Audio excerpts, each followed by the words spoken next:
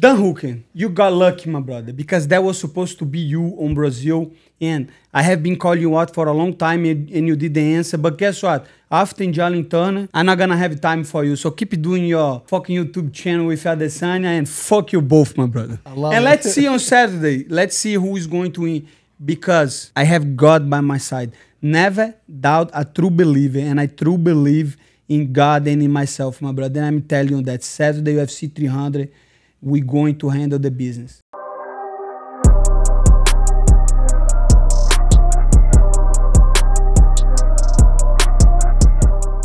Welcome back to episode 3 of the Show Me the Money podcast. Today we are going to talk about UFC 300. I'm here with always Renato, Moicano, and Gilbert Burns. Before we dive into UFC 300 though, we are now up to 2,200 subscribers. I got to turn it over to Moicano for a friendly request. Sup, Matty? Gilbert Burns. UFC 300 is just around the corner, motherfuckers. So I ask you, click the like button, comment, share, and the podcast is doing great views. I'm really glad with the podcast, but if you don't subscribe, at least like that shit, my brother. Let's fucking go. Let's get it. So, crazy card coming up this weekend, but before we dive into 300, there are some talking points we just have to go over from this past weekend. Sure. Pretty solid card altogether. Definitely exciting card for me, to say the least. Had some big winners. But I got to ask you guys first and foremost, good co-main, really solid main event. Let's start with the co-main. Damon Jackson outpoints Aleksandar Hernandez to win a split decision. Were you guys able to watch the fight at all? I didn't. I gotta pass that to Moicano before I pass. I saw a lot of people are liking the videos, right? They were liking the part, but how much was the first video? Over 25? We're approaching 30,000, yeah. Hey, but we don't have 30,000 subscribers, right? Come on, Moicano. But I tell that to Matt all the time. Subscribe, it doesn't really matter. But we want anyway. We still want. Make sure you guys subscribe too. If you're pressing the like button, make sure you subscribe as well. You have to tell them, you have to subscribe and hit the notifications to every time that we launch new content. You're going to be the first one to support the pod, to support the channel. And I'm telling you that pod is professional. This guy just hit a amazing parlay. We're going to talk about that. Gilbert Burns a fucking legend. And UFC 300 is right around the corner, motherfucker. So stay tuned. And we're going to the top with this podcast. I love it. Let's go. All right, let's talk about the fights this past week. So I don't think either of these... we didn't answer your question. We didn't watch the fights. Okay. That's the truth. All right, fair enough. Fair enough. I'll go over... So the Damon Jackson versus Aleksandar Hernandez fight. I actually asked you on this fight. I was like, who do you got winning? So I was going to hit a second parlay for the weekend. I just needed Damon Jackson to get a submission. He had multiple opportunities, couldn't get it done, but he was able to win a split decision. I got to ask both of you, because this is something that drives me crazy in the sport. How can one judge have Hernandez winning 30-27 and then two other judges have the fight 29-28 Damon Jackson? Now, I understand judges are going to have different opinions, but how can the opinions, just generally speaking, be so drastically different where a judge has one fighter winning all 3 rounds and another judge has a fighter winning 2-1? So I think I know the answer, because I had a good friend of mine. I was teaching him. He's a jiu-jitsu lover, so I go there teaching him once every 2-3 months. A lot of UFC fighters go to. So he goes to a lot of the Apex events. He was coming back from one of the events, and it happens that one of the judges was in the plane with him. Then he started a conversation, and I'm 100. That guy, he's not a lie. How much you think those judges make for an Apex show? How much you think? Few thousand? How much you think? 10,000. I wish. Huh? 10,000 now? These guys are making zero. They make $300 for event in the Apex and $500 a pay-per-view. That's what I heard for a real source. You know, the guy's a real guy. He's not gonna lie about that. So now he got me thinking, like, how come you're gonna ask the judge to do a great job if the commission not paying this guy right? It's not even the UFC. Right. The UFC throw a lot of money to the commission. The commission comes with the judge, but judges not making zero money. Like they making zero money. So how are we gonna put a lot of pressure on these guys? For sure, they still gotta get the job done. Don't get me wrong, but they have to be compensated just as the fighter, just as anyone. But the commission has to step up $300 for Apex, freaking whole night event. What's the pay-per-views? 500. That's crazy. I mean, that's unbelievable. You know, like I could understand if it was maybe per fight or something. Then it at least adds up to be something. But I mean, I wish it was for fight. The guy said no, it's the whole night. I said what? Yeah. Oh my. But that is only one part of the problem, because the payment, of course, the guy not gonna be thrilled, be excited to make it $300 a night at a fight of nights. But the other problem is most of these judges, they are old as fuck, my brother. They are fucking old, and they coming from boxing. Yeah. So they don't know shit about wrestling, MMA. They know about boxing. So that's why we have a lot of fighters stalling. We have a lot of fighters like eye poking. We're talking about that on the last podcast, right? Yep. The judges and the referee, they should be trained. But like you're saying, this is a commission thing. I don't think UFC is involved on that. I have two questions about that. Could we say the because of the payment, the referees and the judges could be bought by athletes or it's just because they don't have enough incentives to make themselves better, and that's why we are in this position? What do you guys think? I don't think the referee can help a lot to be bought like that. You know, what are you gonna buy for the referee? Like, if I knock this guy down, finish the fight, I don't know if that can happen. The judges, I think, is another thing. You know, if a fight goes to decision, make sure you put my name on it. That might be a little more risky. I think easier to make. Yeah. I don't know. Yeah, there's a crazy question. It's a crazy thing to think, because there's a lot of betting inside you. Like, maybe not us, but like maybe Matty, those guys that do a lot of bets. The FBI. They could This go, is your guy. Yeah, put a split decision, and yes, and they could like cut you were this guy saying, little right? check. 27 for Hernandez, and you didn't see that, right? Nobody saw that. Everyone on Twitter is talking about how like there has to be accountability and an investigation, because like it's one thing if a judge has it 29-28 Hernandez and other judges have it 29-28 against Hernandez, but it just doesn't make sense how one person can see a fight winning all 3 rounds and then that fighter actually lost the fight. And again, I was on the underdog there. I had Hernandez losing that fight, but it's just why? We need more Let me ask you why. Why do you think Hernandez would lose the fight? What was your thought process? Yeah, so I mean, Damon Jackson, you know, I think he's a little underrated. Like Dan Ige put him out, but Dan Ige's putting out everyone. Yeah. You know, so like, and I just think Hernandez hasn't been the same since that Cowboy fight a long time ago. So I wasn't able to win any money on the fight anyways because I had him by submission. But I did have the big win earlier in the prelims. I had the 1,000 to win 46K parlay. One of the biggest hits I've had in a long time. And it was crazy because I had Gene Matsumoto by submission. He submitted the guy with officially 1 second left on the clock. I think there was about 3 seconds by the time the tap came in. But on the official scorecards, it was 4 minutes and 59 seconds in the round, too. So it was like a buzzer beater submission for me, bro. I went crazy. So I had Cesar Almeida, the kickboxer that beat Alex Pereira a long time ago. Yeah. I had him by knockout. He defended the takedowns in the first round. Then he gets the finish. He's got good power in it. That fight was nice. He's got good power on the feet. And then I thought I was dead in the water on the second leg because Matsumoto was getting just Dan Argueta was just a dog coming forward, relentless. But I love taking guys to win by submission against guys that just come forward and shoot because there are always opportunities, you know. So I was a little bit lucky, but I hit it and I was pumped about it. So next, moving on to the main event, and then we'll dive into 300 here. Brendan Allen squeaks out the split decision. This is another not controversial one, but it comes down to how the judging was or what the actual score was, because everyone in the world had that fight 2-2 going into round 5. Yet Brendan Allen wins 49-46 on one of the judges' scorecards. Ended up being a split decision. Classic control versus damage conversation here. Allen got the back a ton, got takedowns a ton, but there was rounds that were very, very close because Curtis even would land big shots with Allen coming in on the takedowns.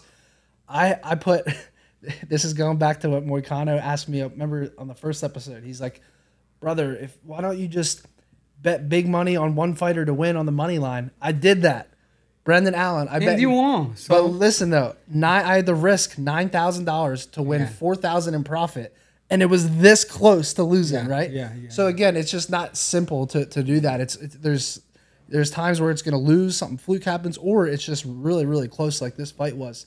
But were you able to see the fight or any of the clips? Because I thought Allen looked good early, but Chris Curtis is just really underrated, man. He's good. How did you score that one? I did, bias aside, I had it 3-2. I thought Brendan Allen did enough. The last 30 seconds of round 5 was the difference in the fight, in my opinion. I watched those two first fights, the two Brazilian guys. Yep. The kickboxing, the guy that fought Aguilera, and then I watched Brendan. I think Brendan, that's my guy, you know, I'm biased as it can be. I think Brendan won, and for sure, he's a little. I think his split decision was. I think Brendan won. It could be unanimous decision, but I got the split decision, and I think Brendan's a dog. He can become a champion in that division. The guy is a monster. I just text now, see if he was there, because next week you're gonna have a couple more things coming on UFC 300. So we're all gonna be there in Vegas. Support Moicano, and we're gonna try to get a couple more episodes in there. Brendan Waller was one of the guys that want to put on the pod, but he's not gonna be there. But we come back to that a little bit later. Yeah. So if you guys are watching, make sure you keep an eye on our channel for Thursday. We might be dropping a podcast live in Vegas on Thursday, so keep an eye out for that. But before we move on to UFC 300, I got to do this to Moicano because he doesn't even know about this. Gilbert knows about it. Our audience has been having a blast with how you pronounce fighters' names. So I got to ask you. I got it's like Joey Diaz. Remember that Stevie Mioca Chichich? I got a couple fighters, Let's bro. fucking go, man. The Brazilian fighter, Joey Diaz. The Brazilian What's fighter, up, Joey Diaz. Welcome to the Money Church. I'm going to show you one fighter at a time here. I want you to pronounce their name. Are you ready? Yeah. All right, up first. I don't even know this motherfucker name. All right, we're going And you know the problem? We're going This to the- motherfucker tennis at America top team. All right, we're going to the next Oh, one. he's Ready? there. This one I think you know. Ah, no. GM3. No, you got to pronounce the full name, bro. Gerald Merchart. That was good. All right, I'm next. Say that again. Gerald Merchart. Geraldinho in Portuguese. The famous Geraldinho. All right, I'm next. Who is this motherfucker? Look at the top. Modestas Bukauskas. Good? Oh, Pretty nice. good. Good? Nice. Good? That was better All than me. right. Who is this motherfucker, Oh, no, brother? ready? Let me see the name. There we go. I can't, brother. Try it. Nikolai, I think that's right. Negumeraneu PNG. Here we go. Ready for the last one? The last one's going to be a tough one for you, bro. You ready? Yeah. I know this motherfucker. Paddy Blimblich. Paddy Pimpleton, to be honest. Get the other one. Try the other one. Oh, hold on. There's one more. Oh, God. Good luck, bro. I know. This guy training ATT Zalgas Zumagolov. I know. That's pretty good. Wow. I know him. I know this motherfucker. Okay. Fair enough. One that is very hard to pronounce is Robert Whittaker. Dude, that's the one that everyone was saying in the Robert comments. Whittaker. They would literally comment and spell it H-O-B-E-R-T because of Moicano. Sometimes I think it's different, right? Yeah. The H and the R in Right. Portuguese. So Yep. I'm still learning. I love it. All right, let's dive into some UFC 300. Let's go. We're gonna start. I know you guys want to. There's so many good fights on the card that normally on these episodes we pretty much just break down the main card. But for UFC 300, we're about to go through every single fight of the entire card. Make sure you guys checked out the chapters on the YouTube episode because this is gonna be a long episode, right? And if you want to be able to scroll to the fights that you want to hear about, feel free to do that. But we're going to go over every single fight on the card. Starting off with the opener. This is probably the best opening fight of all time in UFC history. We have Cody Garbrandt versus Deiveson Figueiredo. This is a really good matchup here at 135 pounds. I'm going to pass it off to Moicano here. What are your initial thoughts on this fight? You know what? It's going to be tough to talk about these fights, and that's why I didn't wanna to do a prediction video for my channel, because we're going to talk shit about everybody, and then tomorrow I fly Vegas and see everybody. No, but it's just going up on Wednesday. But doesn't matter. I like I always say, I will tell what I see. Maybe I'm wrong, maybe I'm right, but I will tell what I think. And I like Figueiredo on that one because his power, you know. And I like his last fight on 135. He showed that he was cutting so much weight for 125. So I think that's the smart move. I think he's still young.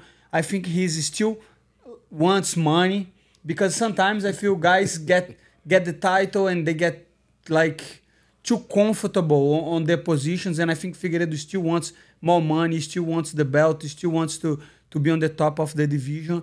And stylistically, is a bad fight for Cody Garbrandt, right? His chin is not holding up for his last, 6 fights. So I think stylistically is a great fight for Figueiredo. And we saw Figueiredo shooting for takedowns. He improved a lot his jiu-jitsu. His cardio is good. Many 5-round fights. So I am surprised with the odds. I think the odds should be even higher than that. And I have Figueiredo. What do you guys think? Yeah, no, I'm surprised you said that. I think a lot of people think Cody Garbrandt's a live underdog here. I disagree. I like Deiveson a lot in this fight, but one thing I will say, Cody Garbrandt has the 80% takedown defense. This is at 135, so you got to wonder, is this just a 3-round stand-up war? What do you think? I think so. I think I agree. I think Figueiredo can get the win. I think Figueiredo is going to hit harder. He's going to get a better jiu-jitsu, and then I go back, Cody Garbrandt has a great takedown defense. So it's not going to be easy. I don't think Figueiredo will be able to take Cody Garbrandt down. Maybe with the knockdown and follow-up. Yep. But not with the wrestling. I don't think Figueiredo has better wrestling than Cody. But I do think Cody Garbrandt has the speed advantage in that fight. He's so freaking fast. That's why I'm like, I think Figueiredo wins, not by a finish. Just if he lands super quick. But like I said, Cody has the speed advantage. So he's going to be a little quicker with the movement. He got better. He getting his confidence back. He's a closer fight than people think. I don't think Figueiredo will be able to take Cody Garbrandt down and finish. I think it's going to be a little bit stand-up battle. But I'm looking forward to see a Cody Garbrandt is smarter, not being too emotional, and fight a little bit better. But I still got Deiveson Figueiredo by decision. I like that. And if you look at Cody Garbrandt's recent fights, I mean, like Gilbert said, he's being a little less emotional, and he's fighting smart. I mean, this guy won a 3-round decision against Trevin Jones. And then his last fight, he wins by knockout in the first round. Against? Kelleher. But, yeah. It's it's a step down in striking, right? I think compared to a Deiveson Figueiredo. Kelleher is tough. Very tough. He did a good job against John Lineker, right? Yeah. Even though he lost. Very tough. He beat Renan Barão, so he's a tough guy. Yeah. Kelleher. It's not easy to beat him, especially by knockout. And then if you look at some of the fights Cody's been in before, I mean, Kai Kara-France got the knockout win against him. He did go 5 rounds with Rob Font. When he dropped to 25. That fight was at 25. Yeah. I don't like that drop, Right, and I think that was the issue there. And then, I mean, I think I agree with Gilbert that this is a closer fight than the odds indicate, but I still ultimately have to pick Deiveson here. But you go by decision, right? That's the money line. So it's tough because I actually think like a guillotine or something could be live there, But it's hard to back the submission just because the takedown defense is good of Cody. And the scramble, he can scramble out you good. Yeah, but I think it's tough. This is actually one of the fights. But he's small, right? They both, They both are the same, but I think, I don't know. I think Cody's going to have the size and reach. You think Cody's smaller? I think Kobe... Maybe I'm wrong. They're about the same. They're about the same, right? Yeah. So maybe it's just because he was big for 125 and we get the impression. Yeah, so actually, Davidson's going to have the reach advantage by 3 inches, but Cody's taller by a few inches. So. Cody's taller, Yeah, so definitely a great opening fight to the card here. So 100%. we'll move on to a fight I'm equally excited about, if not more. We got Bobby Green versus Jim Miller. This one is going to be, honestly, I think it's going to be, as crazy as it sounds, I think it's going to be one of the best fights of the card. I know that sounds crazy with the amount of names that are on this, but I think stylistically it's a fun matchup. Fun match. Who you got as your division? Yeah. Yeah, and let me tell you something. Soon as they announced the fight, I say this is the best fight of UFC 300. I say that a long time ago, really. Because, man, you have to realize how smart UFC is, right? He got Jim Miller that fought in 100 and 200. He's going to fight in 300 and is a veteran, most wins on the lightweight division. And they put him against a guy that he can win, that he can beat, you know? And he still has the name, and he still has the personality, and he still draws attention. So it's a win-win for both. Like, it's a fight that makes sense. The age is similar. The fight style is similar, like boxers. Jim Miller is more well-rounded. So that fight makes perfect sense for UFC 300, and that's the quality of UFC, right? They pick and choose the right fights, and it's on the right spot on the card. I think... You were mad with the matchmakers, now you're trying to make peace with the No. Listen to me. Look at these guys No. That's the problem. No. Job. UFC 300, what I didn't like about at the time was especially the main event. You know, was the main event, because I'm not trying to disrespect anybody, but when they announced UFC 300, I was expecting like a huge name. And these guys, Jamal Hill and Pereira, they are big names, but I don't think they have the same star power of McGregor or all these guys that we talk about, or even Kazimach. So I'm not trying to make peace with the UFC, but I'm saying for the card, that fight I think is the best, and I see a little edge on Bobby Green. I think because he has a good takedown defense. I don't think Jim Miller is a knockout puncher, you know. So I think Bobby Green will do his thing, will talk a lot of shit, will do his show, and get a decision over Jim Miller. What do you guys think? What do you think, Matty? Yeah, so I'm a big Jim Miller guy, bro. Maddie's not agreeing. I saw that on the. He wasn't. I do like Jim Miller as an underdog, and the main reason he's plus 160 right now, right? And you know, I like taking underdogs against guys that are coming off of knockout losses, right? Like Jalin Turner starched Bobby Green in that first round, and if you remember, that was one of the worst stoppages of all time because Bobby Green could have got seriously hurt in that fight. Like, it was fucking terrible how long he let that go for. He maybe got concussion. We don't know. But let me ask you, even Burns, because you were stopped on your last fight, and people were complaining a lot about the stoppage, right? And some people even say, no, he got hit too much, that's going to affect him. How do you feel about that? Because I don't think a knockout change your career like that. No, especially a TKO, right? I actually like it that, because if you think about it, I was winning that fight, right? I got the scorecards. I win the first, I win the second, I was winning the third round until the last minute. I'm a grappler.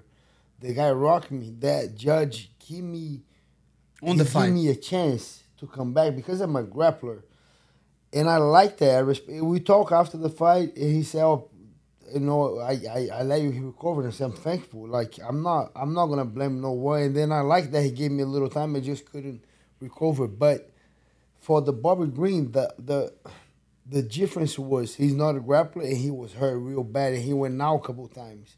So my thing is. I'm going to try to be clear on that so I don't... Messed up. Yeah, I don't want to mess up. But I don't think a knockout can change the guy if you do the recovery, if you being honest, respecting the recovery. Because for sure your body went to a trauma. You got concussed, you got a couple things. And I don't like when Volkanovski came back too quick. Because a knockout can happen. I'm in peace with that. When I'm going to a fight, I'm going there to literally finish the guy but I know the opposite can happen, and I'm in peace with that. I make a peace with that feeling already. But if it does happen, I need a good time to recover. And Monday was crazy because Monday I got last week, so I got call out from Buckley on Ariel Hawani, and someone just posted a picture of me and Sean Brady. So I repost. Sean Brady kind of respectfully called me out too. And then maybe 3 days ago, someone posted a photo by me and Joffrey. Joffrey kind of tagged me too, so I'm being called Everybody out. wants a piece. I've been called out, especially when I lost. So when I win and I destroy these guys, no one say my name. But when I lose, and I respect that and I like that. And I got so excited. But I got TKO last fight, so I need that time to recover. I said, these guys, I'll be fighting, but it's going to be around August, September, because I need that time to heal. And that was the thing when freaking Volkanovski team messed up, and I'm still mad at these guys 100%. Because he got that short notice. And if you think about it, he make a freaking whole camp move up and lost to the guy.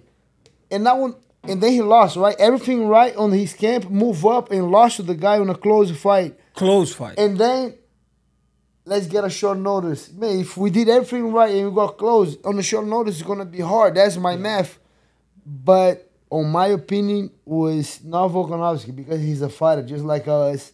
And we too hungry to get into a fight. We're going to make that mistake. But our family and our team got to save us from us.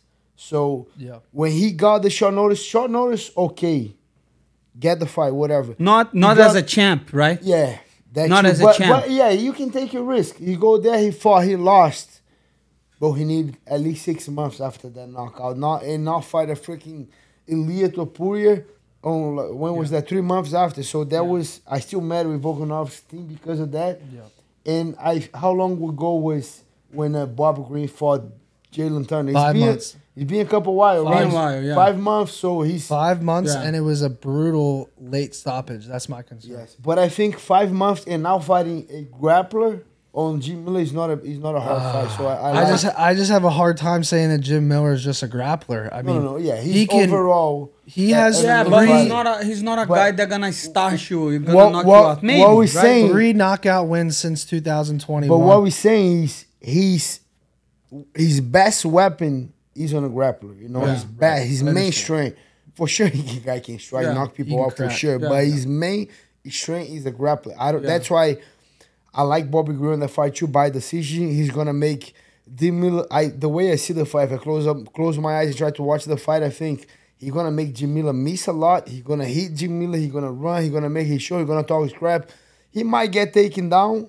I don't think it's gonna be. If he gets taken down, he's gonna scramble up and get back up, make Jim Miller miss. He don't get hit, move, and I think he'll win by a decision. But this fight kind of gives me deja vu to the Drew Dober fight, right? Like Bobby Green was piecing up Drew Dober for 7-8 minutes, and then Dober just finds the shot. But it's a completely different style. Yeah, Drew Dober hits like he hits like a truck. Yeah, it's completely different, and the way he moves, Drew Dober will chase you down. Yeah, and Jim Miller will more like he's more well-rounded. He's not the same style. More relaxed, not that explosive. Drew Dober is a very monster, explosive. so explosive. Yeah. He give me Michael Chandler vibes. Yeah, exactly. Drew Dober. But one thing that I want to talk about what Gilbert say here that's very important is you have to be responsible with your body, especially after a loss. 100%. Right? You have to be responsible. You have to always. And if you do the right things, I don't think they're gonna. But if you are a fucking Tony Ferguson, right? That fight 5 rounds against Justin Gage, and then next week he's fucking running and punching his head on the wall. That's one thing, right? But if you do everything all right, I think you're going to be safe. The only thing that I disagree with Gilbert Burns is strongly disagree, my brother, is about our family and our team taking care of us. Not taking care, but advising. Advise us when we're about to make a dumb mistake. They say, hey, sit down, relax. Your coach, family and coach. And family, what I mean family is like my wife is very aware of the fight game. She's a black belt in jiu-jitsu. She fought Muay Thai. She fought freaking MMA amateur back in Brazil. So she knows the fight game. So I don't have a conversation to her about strategy, about a thing, but about what I think I'm gonna fight. Oh no, wait a little bit. Talk to this doctor. Talk to Henry. That's the advice. You know what I mean? Yeah, not a strategy. She don't give me no strategy. No, I'm not saying strategy, but I say in the end of the day, you have to say if you want or if you don't want. You know why? Because otherwise you're gonna blame on other people. No. And, I know what you're saying. That's the problem, because imagine if Volkanovski did beat Islam Makhachev or on the short notice, and people would say, you see, he's a legend. You see, yeah, I agree. And if his family or his friends say, hey, don't get the fight, and he didn't get the fight, he would say, it was because of my family or my friends. No, so you have to be held accountable by your 100%. Fucking decision. I agree. No, I love that he fought Islam on a short notice. I love it. Yeah, I don't have nothing against it. I was picking him to win. But the comeback 100%. too quick against Topuria, that's where my why did they let this guy fight 100? Right now? But you know why? That's the mistake. I completely agree with you, but you know the problem is when he was talking about on the press conference, he was talking about depression and he didn't do good without fighting, because a lot of fighters, they try to cover up, right? Their mistakes, the way they feel, and they just focus on fighting. So if they are not fighting, they are nothing. Yeah. So that's his problem, and probably that's why he got the fight, because he wants to get back on the win column. He wants to be called champion again. And then, of course, it was a bad decision. I agree with 100%. You, but it's his fault. Yeah, but he got to fix that. And then, he talked about that before in that Islam fight. He said, I have that problem with anxiety, with mental health. So that's why I took the fight with Islam. I'm taking the fight because I want to be busy. Active. I want to keep working. Okay, then you lost. And that's okay, you lose. You're going to lose. But then he make the same mistake again. That's not if you like money, my brother. I know, but that's my thing, you know. But that's my thing. So you took a short notice because of a mental health issue that you have. Okay, I gotta be busy, I gotta do something. And then you lose the fight, and then you go out there and make the same mistake. You're gonna do the same mistake. So I agree. So that's my thing. You can make a mistake, and we all gonna make a mistake. But we gotta try to learn from it. And I don't want to make the same mistake again. Why did you get hit because of these? In the next fight, why did you get hit because of these again? Why did you gotta try to fix that. So the question for this fight is: 5 months a long enough time for Bobby Green to recover after a late stoppage? I think it is, especially because it's Jim Miller, and I think, I think, like you say, I think, like Gilbert Burns say, I think he will do the boxing thing, will move, will touch him. He's very good at the distance management. The problem was in the last fight, he fought Jalin Turner. And Jalin Turner is a tough guy to keep on the range, right? Yeah. Especially it's not easy. The apex. And especially in a short notice, small. Because I know the fight for the last 5 weeks. So I train with tall guys, I manage the distance. But imagine you fight that guy in 4 days, in 2 weeks.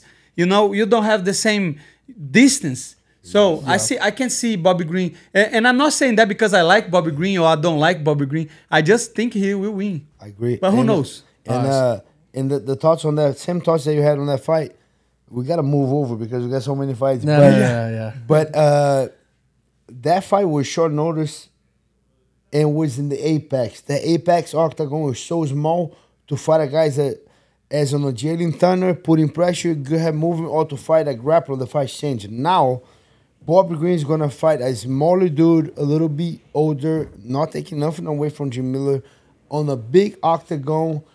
It's not going to be the same pressure. It's not going to be a tall guy putting pressure on a small octagon. The octagon is going to be way bigger. With the crowd, that's important. For Bobby Green, Apex, 100%. But on the crowd, we have to... Bobby Green is a showman, 100%. I have been calling him out. I have been talking shit about him because it's a fight that I want too. Yeah, that's my next question. So both guys win.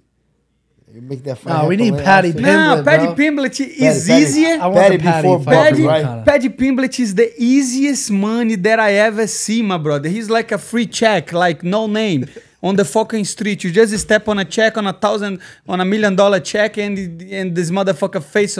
Man, I will beat the shit out of him, my He's brother. tough. He's not. He's Ah, tough. what tough, my brother? Are you trying to play any games? All right, so you guys I are finished both him on the fucking first, my brother. you guys are both going with Bobby Green here. Stay on the Decision, topic, Gilbert. I'm Burns. taking Jim Miller. Now, How? we got to move on here, but Because before he we likes move back. on, I got one thing to say here. Jim Miller asked Bruce Buffer to announce him as Jim fucking Miller.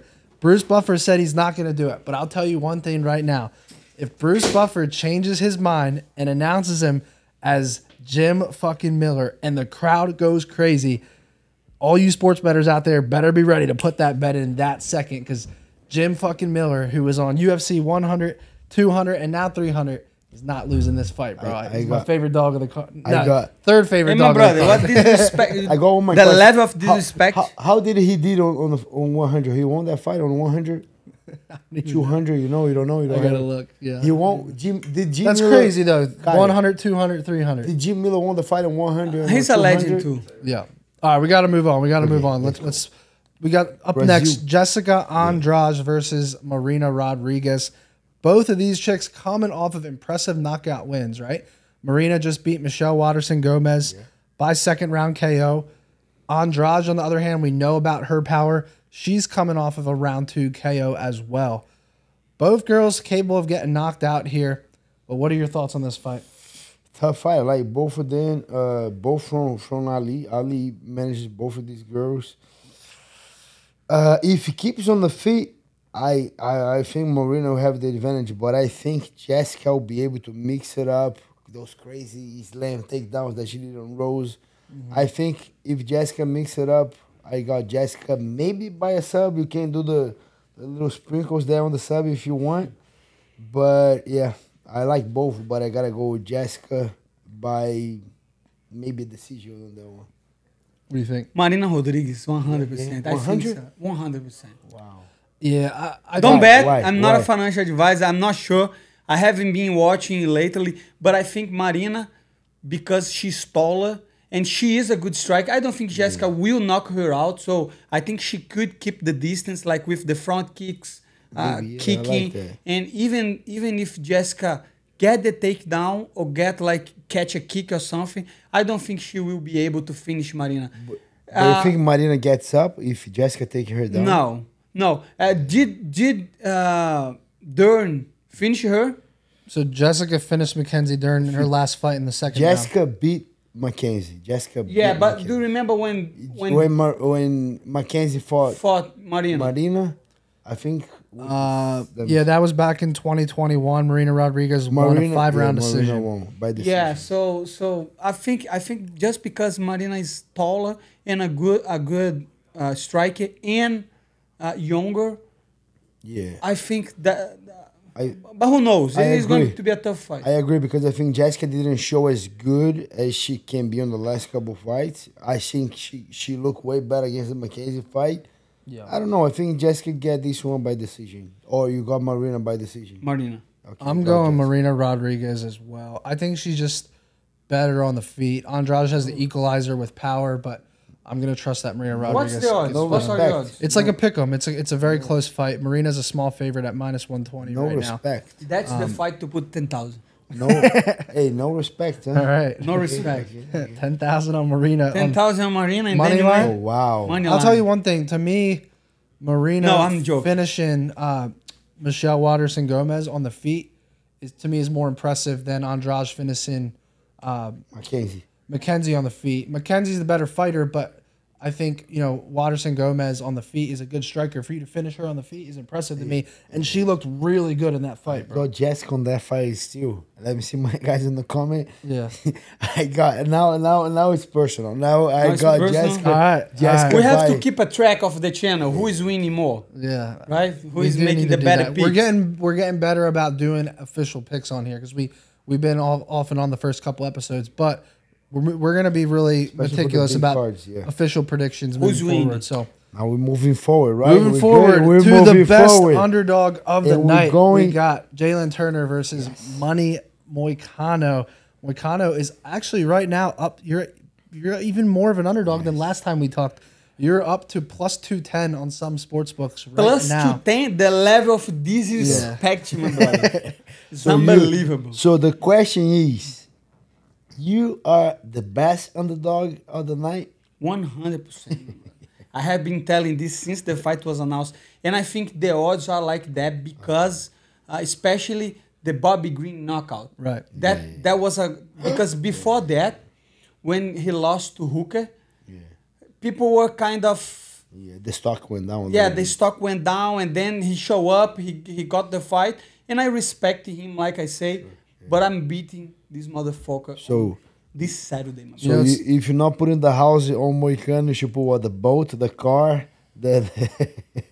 Bitcoin? Brother, I'm not financial advisor. One thing I tell for sure, don't sell your Bitcoin, buy your Bitcoin. Next month, But you could triple your Bitcoin up on you. Bitcoin so important that So I would not gamble with your Bitcoin. But your house is not yours, my brother. If you don't pay the taxes, they're gonna take your house. The boat, right?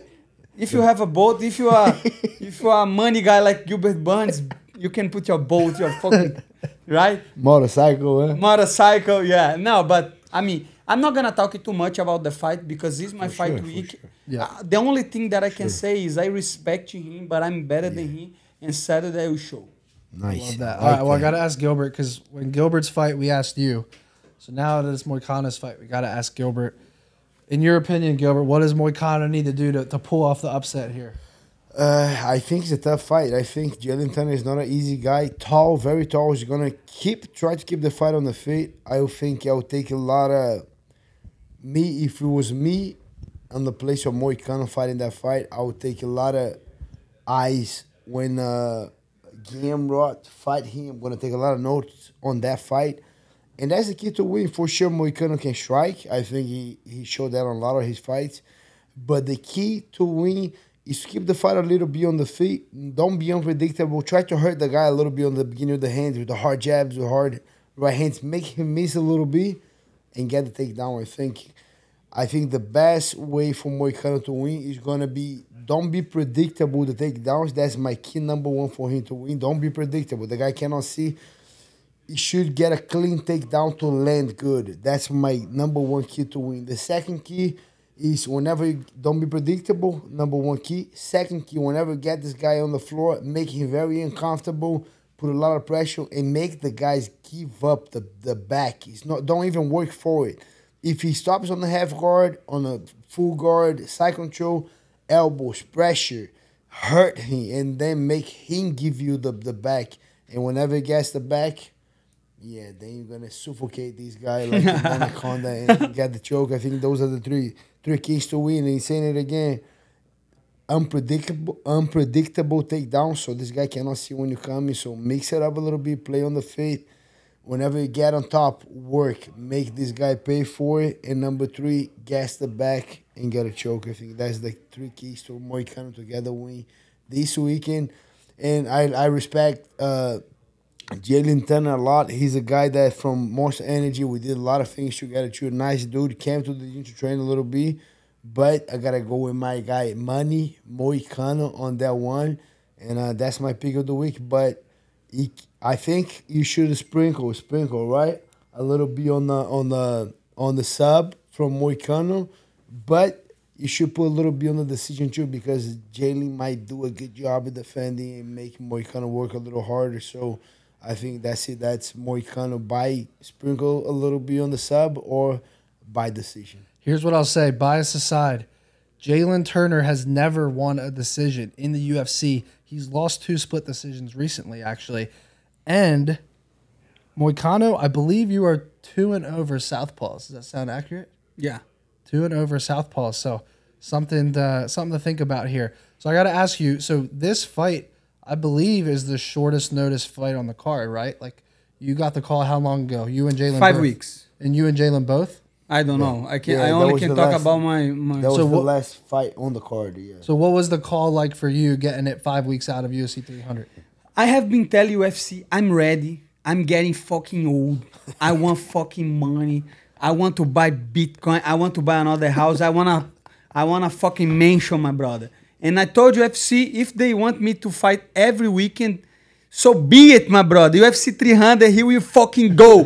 Jalin Turner is in fucking trouble, my brother. UFC 300, I cannot afford to lose. I'm going over there and I'm beating Jalin Turner. And if they call me to fight next weekend, I will. I will, because I don't have time. Mad, Gilbert knows that, because every fighter is like that. But I have been training since I am 11 years old, brother. Yes. I put a fucking white belt, and everybody was bullying me because they say, yeah, you're not gonna get to the black belt and stuff, because in jiu-jitsu is like that. People are beating you, talking shit to you. So 20 years later, I'm here to making fucking money, my brother. So I don't care who I'm fighting. And if they keep me asking for fight, I will. Short notice, full camp, I don't give a shit. I want to fight 3 more times this year, and that's how it goes, my brother. I want fucking money. Everybody knows that. So when you got the call, was your manager calling you, or was the UFC directly? How was the call? My manager called me. I was going to watch your fights, UFC 299. Oh, you on the way to the arena? I on the way to the arena, and they call me and they say, hey, Moicano, do you want to fight UFC 300? And I say, hey, let me do a training, right? Let me do a sparring session. Let me see how I feel tomorrow. And they say, if you say yes, we're going to put your fucking name on the UFC 299 card. You have to tell us now. Let's do it, my brother. Send me that fucking money. But he said the opponent right there, or did he say opponent yet? He'd say the opponent right there. Okay. Yeah. And then, like I say, I'm here to fight the best. I'm here to climb the rankings. And I feel sometimes I waited too much to fight, and I think that's a mistake. So 2 months ago, I fought Drew Dober. I did a full training camp. I'm conditioned. I am conditioned. Yes. That's good. I'm feeling good. Yeah. My cardio is good. My technique is good. Man, I will fight a lot. I will fight a lot this year, because, like I say, the prices are going fucking up. The inflation right now is fucking crazy. If you want to buy a house, you have to make a lot of money, because these motherfuckers are destroying the dollar. You know why? Because they keep printing money. You know, you're a money guy. So that's why I am mad with that. And like I say, I want to have a good house for my family, and I want to have a good money for when I retire, and I don't have to do shit. So now it's time to work. It's time to do podcasts. It's time to grow my fan base, grow the fan base of this podcast. Matt, I'm really happy with that. I think we can do something special over here, bringing a lot of fighters, a lot of people to talk about many, many topics. So I am dedicated to that, to fighting game. And then 15 years from now, I'm out just enjoying what I did. When's the next kid coming? You're going to have another kid coming soon. Coming soon. No, after 300 or next year? No, after. We are already working on it. All right, so long story short, the UFC called you and Jalin Turner 5 weeks ago. So What's it like knowing that you saved the UFC 300 card? I don't see that way. I don't think. Yes, no. Yeah. I see that way. Okay, so I said no. To me, it's more like an opportunity to fight in what one could say one of the best cards ever, right? For sure. It's a great opportunity. I was just joking, bro. No, I know. But it's a big opportunity for me, and I will take advantage of that, because in the end of the day, we are on the fight fucking business. And that's the way to go. You have to take opportunities, you have to take risks, and taking the fight is a risk, but so what? For him too. Because I'm a tough opponent and people are counting me out, and I hope they keep doing that, my brother. I love when they do that. Yes. And we talk after Saturday, my brother. I love to be the underdog. I always been the underdog. Was not supposed to be to me be here in America, to be in UFC, and to have more 20 plus fights. I was supposed to be in Brazil having a shitty life, my brother. So I don't care what other people say. Yes. UFC 300, huge opportunity. Thank you so much. I love fucking UFC. Let's go. I love it. All right, before we move on to the next fight, this morning I was actually watching Israel Adesanya and Dan Hooker on Izzy's YouTube channel. So I want to play this clip and have Moicano react to it. He doesn't know I'm doing this. I don't know you. You don't either, yeah. All right, you ready? Yeah, he's good. Yeah, bro, he's good. I think he beats a lot of the guys in the top 10. I think he smashes Moicano. Yeah. Like I said, if Moicano wins, I'll fight Moicano. Like, yeah. Hey, money Moicano. See, Moicano, I didn't really know much about it. Whenever he wants, talking. like June or... Yeah, now, but he says exactly how he feels. I don't, like, again, I've said this already. I've said even about Strickland, I'm like, look, I might not like you, I might not agree with you, but anyone that can express themselves authentically, even like I do, people don't like me or they do or whatever, but I express myself authentically. If you can't do that, I like him I now. respect that. He does that. Yeah, he says, I want to be a police officer for the United States and kick all the immigrants out. Kick all the immigrants out. I'm an immigrant, motherfucker. I'm paraphrasing. What is the immigrant? Back to the Pavelas, guys. I'm paraphrasing, but anyway, I like the I don't think he said anything about immigrants. No, I'm paraphrasing. And after I'm done fighting, I will serve on the police officer. I want to be a SWAT team, and I want to shoot the bad guys. But pretty much he spoke his mind on the mic, talks about money. He's like, I'll fight for money. Fuck the belch, I want money. Fucking belch. So that's all I know about him. His style though, I know he does jiu-jitsu really well, and he's all right at striking. Moicano has never had a KO or TKO. He's been knocked out of TKO 3 times. He's been knocked out. Yeah, he only has submission finishes, 10 submission finishes. Okay, Jalin jiu-jitsu. has never been submitted. He's not gonna submit him. He's not? I don't think so. Turner's gonna keep his distance, keep keeping them, and then Moicano's gonna walk forward, and then money, boom, boom, boom. Official pick? I'm gonna go Jalin. I think Turner, I want Moicano. You want Moicano to win so you I'd can... like to fight him. I like that fight too. What did he say? Matchup? He wants to fight you. That's like, I look at him and I hear him speak and I'm just like, fuck, I want to punch your chin off. Like, I don't know, I like him. I like him too. I've got no... Is that anything to you? No? No, nothing. You just don't really like the way it sounds? Nah, I just don't like people say that, oh, you know, I just don't like the sound of his voice. I don't like the look on his face. It'd be like that sometimes. Sometimes you see something, you're like, fuck that guy. I think that was Vittoria the first time. Oh, what's your reason? It's like, I want to do fight I him. need a reason? Your reaction. Dan Hooker, you got lucky, my brother, because that was supposed to be you on Brazil. And I have been calling you out for a long time and you didn't answer. But guess what? After Jalin Turner, I'm not going to have time for you. So keep doing your fucking YouTube channel with Adesanya and fuck you both, my brother. I love And it. let's see on Saturday. Let's see who is going to win, because I have God by my side. Never doubt a true believer, and I true believe in God and in myself, my brother. And I'm telling you that Saturday UFC 300, we're going to handle the business. I like that energy. Let's go, bro. They changing Moicano I got goosebumps right now, bro. go. I just increased. I'm I just speaking my increased mind, my my bet brother. size. All right, moving on. We so good to we move on to the next one. All right. Yeah, the next one is nice. You got. Yeah. All right. Up next, we have Sodiq Yusuff versus Diego Lopes. I feel like every single fight, I'm like, oh, this is the best fight of the card. But that's how good this card is. This is another incredible matchup here. Sodiq Yusuff isn't the best finisher, but really, really good, really well-rounded. Yep. He does have 4 decision wins in the UFC. Lopes, to me, the more dangerous guy, the more exciting guy. What is your thoughts, Gilbert, on this matchup? Oh, tough fight. Tough fight. I like Sodiq Yusuff a lot. He's the guy that I say his grappling is underrated. I know a lot of his teammates. These guys are legit contender. He's going to be the biggest test by far from Diego. I think Diego is looking amazing. I like the hype around him. It's just, my question is too much of a jump, you know, because Sodiq has been tested, bro. The guy has heart, good jiu-jitsu, so explosive, so strong. I don't know. That's a fight that I'm more like 50-50. Yeah. Well, the odds, so Sodiq Yusuff is a very small underdog, so it's a very close, it's close to a pick'em fight. Diego Lopes is the small favorite here. The one thing I look at in this fight is, like Yusuff in his last fight, I think it hurt his stock a little, but it shouldn't have, because I think he got injured early in that fight, and he still went the distance. The damage that he did in the first round. He almost finished him in the first round. He looked really good, and then I think something happened where he had some sort of fluke injury in that fight. He ended up losing the decision. Yes. to Edson Barbosa, but that was a really close fight, 178 to 164. He actually outstruck Barbosa. He gets out, fight. right?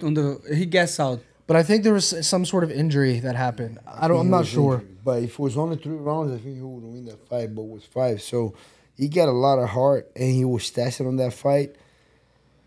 To be honest, I like Diego a little bit more. Yeah. But the question is, can Diego find the finish, right? Because I think if Diego doesn't find the finish, I think Yusuff is a really live dog on the cards. What's the odds? So Lopez is minus 130 as a small favorite. Minus 130 and Sodiq plus. Yeah, like Plus plus 105. Yeah. He's a good underdog too. Yeah. But I still have Diego Lopes. you got Diego? Yeah. Decision? Maybe finish. I think he's very good at jiu-jitsu. He finished Pat Sabatini. Pat Sabatini is a very good grappler. Yeah. Many wins by submission, so I think Diego Lopes could finish Sodiq Yusuff. But it's a tough fight to predict. I think I got Diego, but I don't know. Both guys are so explosive that I can predict a crazy first round.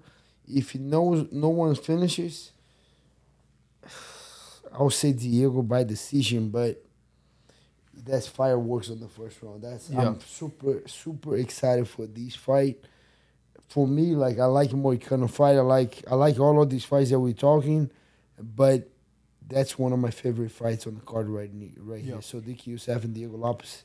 Crazy first round is gonna be amazing. I'm looking forward so much for this one, but I get Diego by decision. Yeah, I think the most impressive thing that Diego has done in the UFC was taking that short notice fight against Movsar Evelev, and he almost found the submission in that fight. He's so dangerous. I think. And was a split decision, right? It was unanimous, but it was very close. Yeah. He almost subbed him. I think I'm going to trust him to find the submission here. I think I'm probably going to throw in a submission prop on one of my parlays for this weekend, but I just think he's a star in the making. He is really good. Yeah, I think he's going to get it done. So I think all of us are picking Diego in that fight. Diego Lopez in the fight. Diego Lopez by haircut. All right, moving on to the next fight of the night. We got Holly Holm versus Kayla Harrison. Yeah. Odds makers have Harrison here as a massive favorite. She's actually I believe she's the second biggest favorite of the night after Bo Nickel.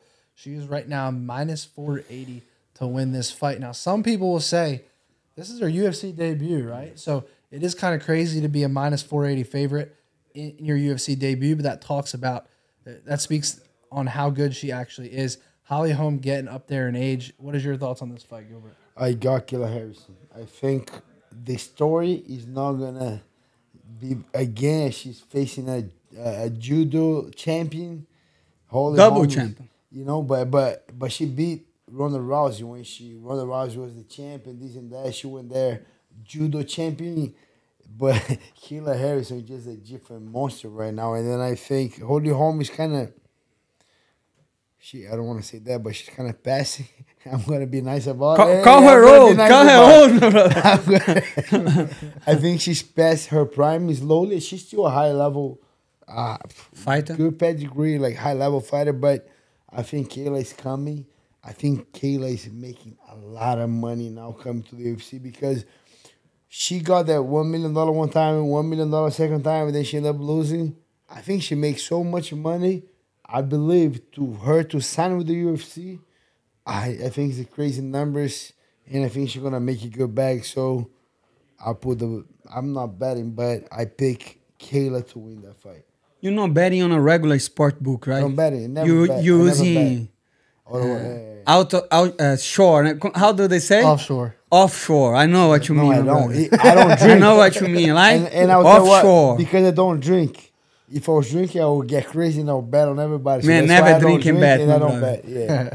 Let me tell you something about Kayla Harrison. You know, a lot of people. Do you guys remember when they start to talk about women's MMA, like women's fighting men? Do you remember Ronda Rousey talking that she could beat Cain Velasquez at the time? And everybody used to believe that shit, right? Mm. And even I look how dumb I am to believe that. But at the time, I remember that. But since then, I have trained with women's before, and they could be very, very strong, but it's not the same, right? Sure not. It's not the fucking same. But let me tell you something. One day I trained with Kayla Harrison, and she's the strongest. What did she did to you? We did some grappling. And what she did? She sub you? No, I don't think Almost. she She said took no. you down. She took Maybe you down? one, maybe I'm bad, maybe take She down. ground pound you a little bit. Little bit. No, but I'm being serious. I was surprised with Very strong. I heard. but you have to remember at that time she used to fight at 155. So I don't know how heavy she was at the time. But one thing I can say for sure, she is very disciplined. Crazy cardio, right? Strong. Crazy cardio, trains a lot, and like he's fit. She's fit right now, very fit, lean. You think she's gonna have problems to take Holm down because Holm can move, she can box. So that's my only thing. So you train her. Man, I'll be honest with you. With that, like Matt was saying, if we're talking about fight, I think Kayla Harrison will win. But if you like to bet, if you're a degenerate, right?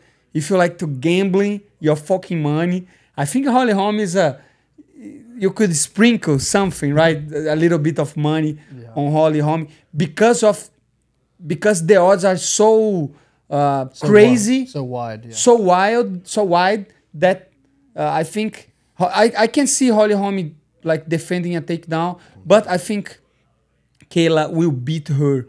But as a gambler perspective, I think Holm, you could be aware of she has value, right? She has value. Now let's go with the better. So why are you getting? Yeah, no, Maddie? she's plus 320, which is definitely an attractive number, but maybe if it was a few years ago, honestly, because the Mayra Bueno Silva fight, I just think Mayra beat her everywhere, right? And that fight was overturned. Nah, but that fight was. It was overturned, but not because of that. I mean, we didn't see a lot on the fight. It was like a first round submission. It was second round Second submission. round? Yeah. And Bueno Silva looked good, and Holly They Holm train, looked... right? They train together. Bueno Silva and Kayla Harrison, right? Yeah.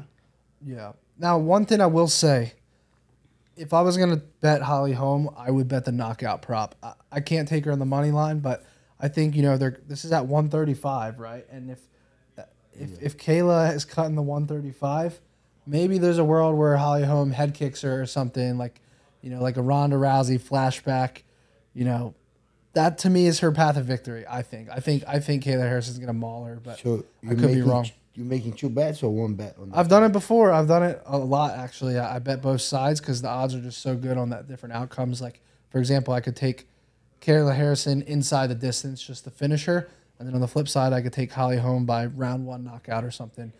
I don't know that I'm gonna do that, but I think Kayla Harrison is rightfully a near 5-1 favorite here, just based off of age and strength and all that stuff. So.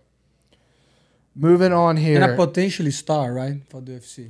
Yeah. A potentially star. And they put a lot of money, so yeah. All right, moving on to another fight I'm excited about, Calvin Kattar versus Aljamain Sterling. Calvin Kattar is not surprisingly, but he is the betting underdog here, plus 118. Aljo is a minus 140 favorite. Now, Calvin Kattar has a 92% takedown defense, and Aljo is going up in weight here, so something to think about. The question is, Aljo at 145, Moicano, do you think he's going to be stronger and better at this weight class? I'm not sure. I know he had some problems with the weight in 135. But at 45, and I think Calvin Kattar is way taller than him. Not way, but a little bit taller than him. Yeah. Better striker. Like you say, very good takedown defense. I don't think it's an easy fight for... I'm going with Calvin Kattar. But maybe just because I beat him one time, so you want the guy to win, right? Was just like fucking Dan Hooker saying that I'm going to lose Jalin Turner just because he beat him in a split fucking decision. So of course he's going to get the guy that you beat, right? And I will do the same, but at least I'm being honest. Right? I think... But I think Calvin Kattar is a tough guy to beat, not an easy guy to beat. Yeah. Well, they have a near equal reach. Their reach is almost identical, 72 inches to 71. Obviously, Kattar's the taller guy, 5'11" to 5'7". I could actually see this being a fight where Aljo gets like the backpack on the feet. I agree. You know, because the takedown defense is really good, but Aljo just finds ways, you know, and he could maybe get the back stand in or something. I could see something like that happening. I do think Kattar's a decent underdog here. This is a fight I want to really watch a lot of footage on this week because I haven't made a decision on. But it's just one of those fights where I think maybe going up in weight's going to really benefit Aljo. Maybe he's going to be a monster at this weight class. But I'd be lying if I said I don't have any concerns with the chin. But that's what I think. I think Sterling at 145. Oh, I think it's gonna be a monster, and I think he's gonna maul a lot of these guys. Yeah, I do believe the reach, the freaking funky style with the kicks and everything. I think he's smarter. The IQ, the Aljamain is super underrated. That guy is very, very smart. I think he's not gonna box with this guy. He know that guy is very strong, but I know whenever he gets a hold of this guy, he's gonna be over. I don't think, for sure, Calvin Kattar is very tough opponent, but I believe whenever Sterling is able to put the hands on him, that guy gonna feel drip. That guy's gonna be big. That guy's gonna be 145. He's gonna be maybe at 170 on the next day. He's gonna be that big, 165, huge. And whenever he takes I think his grappling is super underrated too. He has a high level grappling. Yeah. He takes everyone down, takes the back, finish or ground and pound, make those guys quit. I think he's gonna be a bully guy on that division, like he was at 135. But the 135, sometimes I got Moicano, I got a couple guys as example. Whenever we're starving ourselves to go down division, sometimes we don't even perform the way we want. And I think Aljamain was getting hurt with the weight cut. And I think now at 45, I don't know, I might be wrong, but that's my pick, that he's going to finish Calvin Kattar. I think he's going to get a submission. I do believe he's going to be the strongest guy, heavy grappling, and he's going to get a finish. Yeah. But one thing, one point I think we are missing here is why he's fighting Calvin Kattar. I don't think that fight makes sense, because he was a former champion, right? He just got beat by Sugar Sean, and he's gonna go up in weight classes, and he's not fighting Max Holloway or I don't know, a top contender. He's fighting a tough guy. So that tells me UFC still wants to test him. Agreed. But why? So because he's not a product, he doesn't sell. That's the problem. I think people don't like him. What's the deal? I think he sells. I just don't think he's a star, and we got a lot of stars on the 45. We got potential stars on the 45. As Lieto Puria now, and then we got Max Holloway. What do you think about Brian Ortega? This guy is great, but not star. We got biggest star to be made, like Brian Ortega, Topuria right now. We got Max Holloway. Those are three massive stars. 145 stars. So they like Sterling at 45, but we have those three stars that we're gonna try to get these guys a champion, #1 contender fight. But and at 135, if he stayed there, he'll fight who? Like he beat a lot of the guys. And Merabi's right there. I think he's gonna take that shine that Merabi can have. Yeah. And they say, you know what? I already made it here. Let my guy do it. I'm killing myself to stay here. Let move on. And then I think that's would you do that for a friend? Because that's a tough thing to see, right? What they did, Merabi and him. Do you think that was a good move? Or would you do that? With Vicente? Yeah, if I was at 55, 100%. At 170, that's kind of my weight. That's what I feel great. But at 55, I would do it for sure. And then I think that's why he did it, because... But you fought Kamaru, who was kind of for close sure. with, right? Yeah, but I was 170. You know what I mean? Like, I got your question. If I would do it for a friend, I don't think I'll do it at that weight right now. But if I was killing myself... as Aljamain is doing right now, I would do it. So maybe that was he did, right? Yeah, he was gonna let him move up. He's taking your friend's spot, and then he moves up. He knows it's Merab's time, and he also knows the UFC wasn't giving him that rematch with Sean. Yeah. Well, it's definitely an interesting fight. Calvin Kattar, to me, is like a really good gatekeeper, right? Like if you get past Calvin Kattar, then you're right there, right? Unfortunately, but we even said that way, unfortunately, because he's a good guy, but It is what it is, my brother. Yeah. Now he's coming off a knockout loss all the way back in October of 2022 to Arnold Allen.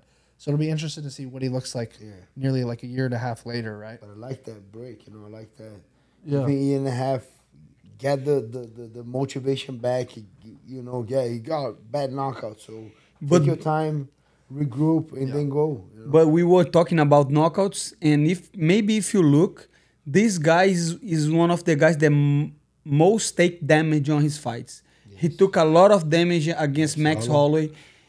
Even against myself, I beat the shit out of him, my brother. Other guys like Josh Emmett. Yes. Man, because he's a boxer. But he takes time. He takes time, of course. That's the best thing. That's why he's not cheating. He's not falling down. He's still like go there and gives a war. He took a full year off after Max Holloway landed 445 significant. That was a beat. That was brutal. I honestly didn't know if he was coming back from that fight. But I think you were able to come back if you respect the body. If you take it, I know it's tough, but it's a long process. But if you respect, you can come back. Right.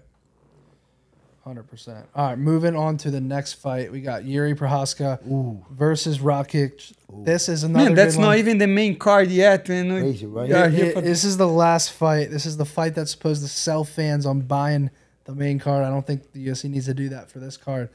But my number one question to both of you, I'm gonna start with Gilbert here because Gilbert's like our expert on fighters coming back too soon. Jiri Prochazka finished in round 2 by Alex Pereira. Let me see how long ago that was, but it was not a long time. December, right? So no, November, right? MSG, that was November. So my question for Gilbert, is this too soon for Jiri? And even before that knockout, he was coming off of the injury. No, 6 months. I think he's a great comeback. Okay. Guy's a little weirdo. The trends that we see, I don't see a lot of sparring. I see samurai stuff. I see training with a bear and then shadow box with the 3. I see a lot of crazy things. So I don't think he spars so much. So yeah, I think he'll be good. I think it's a good day to come back. And the guy's come from knee injury, right? Rakic. He had an injury. I remember his last fight, he was doing great. It was a knee injury, bad one. So that's a tough fight. Those are big dudes. Rakic is a little bit more striker. Jiri is a weirdo, Tony Ferguson style, coming from different angles, different stance. I don't know who. Let me hear you guys. After the Alex Pereira fight, to me, Prochazka stocks went down. For sure, 100%. Why? Because Alex Pereira was doing some stuff wrong on the grappling department. Yes. No, not little mistakes, huge mistakes. Big mistakes. He was pulling guillotines. Yes. Do you remember that on the cage? Instead of fighting for the underhook, instead of defending himself, open his legs wide, he was like trying to get a guillotine but not pulling the guillotine. And waste a lot of energy on that. A lot of energy. And so I think Rakic will beat the shit out of Prochazka. Easy? You think that easy? No, not easy because he's a 205. You're going to destroy the guy like that? I saw he used to train in ATT, Rakic. Yeah, he's a monster. So it's always tough when you see the guy training because sometimes the training doesn't translate. Yeah. But you saw him sparring. I saw him sparring. I saw him hitting the mitts. He's a very athletic guy for 205. Like tall, very lean. How's the IQ? Good IQ? I think decent IQ. He's not a... He's a fighter, brother. Yeah. No, everybody. We don't have the best IQ. But I mean, when you see sparring, sometimes you see the guy landing good shots, looking to landing shots. What I can say about he doesn't go easy on training. I see he knocking people out with like high kicks. Oh, you saw it there? Yeah, I saw. He likes. He's a dangerous guy. Serbia, I like that. Dangerous guy. So, I think it's going to be a tough night for Prochazka. Yeah. Well, he's coming off of the round 3 TKO loss to Jan Blachowicz. That was back in May of 2022. But that was when he hurt his knee. That's when the leg injury occurred. But I don't look at Jiri as a guy. Does Jiri throw a lot of kicks, like leg kicks? He kicks, not a lot. Yeah. Rakic kicks a lot. Prochazka doesn't kick that much. He throws a weird kicks like Tony Ferguson come like front kicks and crazy change stance. I think Rakic knocked Jimmy Manua with a high kick on the head. He did, yes. Like a beautiful high kick, like stepping. Almost sure he did. Yeah. Well, odds makers have Jiri as the underdog here at plus. I think a lot of people are surprised about that, right? Yeah. That Jiri is the betting underdog. Who you going with as your official pick? Rakic. Who you going with? Rakic. I think he's Rakic. be able to get it. As of right now, Are you Serbian, Gilbert? I like the Serbian. I like to get football. They like soccer too. I like Serbia a lot. Yeah, so that's why you know how to pronounce. Serbia, yeah. Rakic. I'm going Rakic as of today, but I don't know if that's going to be on my betting card. We'll find out. But as of today, I'm leaning. 205 is tough, right? Yeah, Big Too bad. bro. 100%. Almost a heavyweight. Those guys hit very hard. Yeah. High level. I like all that top 5 guys. I think anyone on top 5 can become a champion. Those guys are great. Agree. All right, moving on to the main card. We have the biggest betting favorite of the night, Bo Nickel. He is now No Biko. He is now a minus 3,000 favorite. 3,000. Minus 3,000. You know what that means, Moicano? That means you would have to bet multiple Bitcoin. How much is Bitcoin going for right now? Maybe 69,000. 69,000? So Yeah. you'd have to bet a fraction. Let me check So right now. You'd have to 69. bet one. What's the number? Don't bet your Bitcoin, my All brother. right, don't bet your Bitcoin. But long story short, you'd have to- 69. so you'd have to bet $3,000 on Bo Nickel to win $100. $100. Win $100. That's how big of a betting favorite is. If Cody Brundage as the plus 1,000 underdog is able to pull this off, this could go down as one of the biggest upsets in MMA history. Right now, Bo Nickel to win by knockout, plus 145. Plus 145? Plus 145 by knockout. The submission is plus 100 or even money. That could happen. Let me ask you, Bo Nickel over under half a submission daily fantasy sports. Would you take him to go over or under? How many rounds? 3 rounds. Under. I think he finished the fight. So over. So you think Bo Nickel submits him or doesn't? I think he submits. You think he submits Cody Brundage? Have you seen he's hitting the triangle? Yeah. Triangle is a very hard position to wrestle do, and he did, and he has like Darce chokes and he has all of kind of submissions. I agree. I 100%. think he's gonna get the submission. That's a good I'll bet. tell you one thing. What's your bet? I love the submission, bro. Even money right now, I am hammering that. Plus How much? 100. How It's much? just a How double much up you bet. gonna? How much? I How might much? put 5,000. Bitcoin? Bitcoin. Not quite a Bitcoin, Hey, but pay me in Bitcoin, my brother. I might go 5,000 on that. No bullshit, because I don't understand the odds. Why? Bo Nickel's coming off of the knockout win against Val Woodburn, which is why the numbers are like this. Like, he's still not a knockout guy. No matter he's coming off a knockout guy against a short notice guy.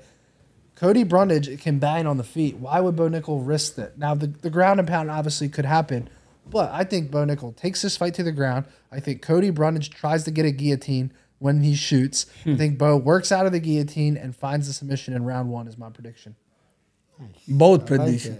that. But I think Bo Nickel shoots more that he's not gonna shoot with the head like outside. Right. Maybe gotta give it to him. If you're gonna shoot punching, head inside, finish, clear the takedown, mount, ground and pound, good ground and pound, and that guy gives up the back and real naked choke. That's the way I see the fight going. I was going to ask you because right now, Cody Brundage to win by round 1 submission is plus 5,000. That's 50 to 1 odds. Is it worth a sprinkle? 100%. You gotta do a little. Yeah? For sure. Cody Brundage That's is not my dangerous in that money. one. Bitcoin. Fair enough. All right. Well, I think My money is on my all treasure, three- my brother. I think all 3 of us are aligned Yes. on Bo Nickel here as an official prediction, but you're not going to be able to make much money on a minus 3,000 favorite. So bet the submission, even money, easy money in my That's opinion. why I don't watch boxing anymore. Right. Because every fight is like that. Right. It's Yeah. ridiculous. I Minus agree. 3,000. Who do you think is going to win? That's why MMA is the best sport in the world, my brother. Yeah, I agree. Look UFC 300. A lot of underdogs. A lot of people.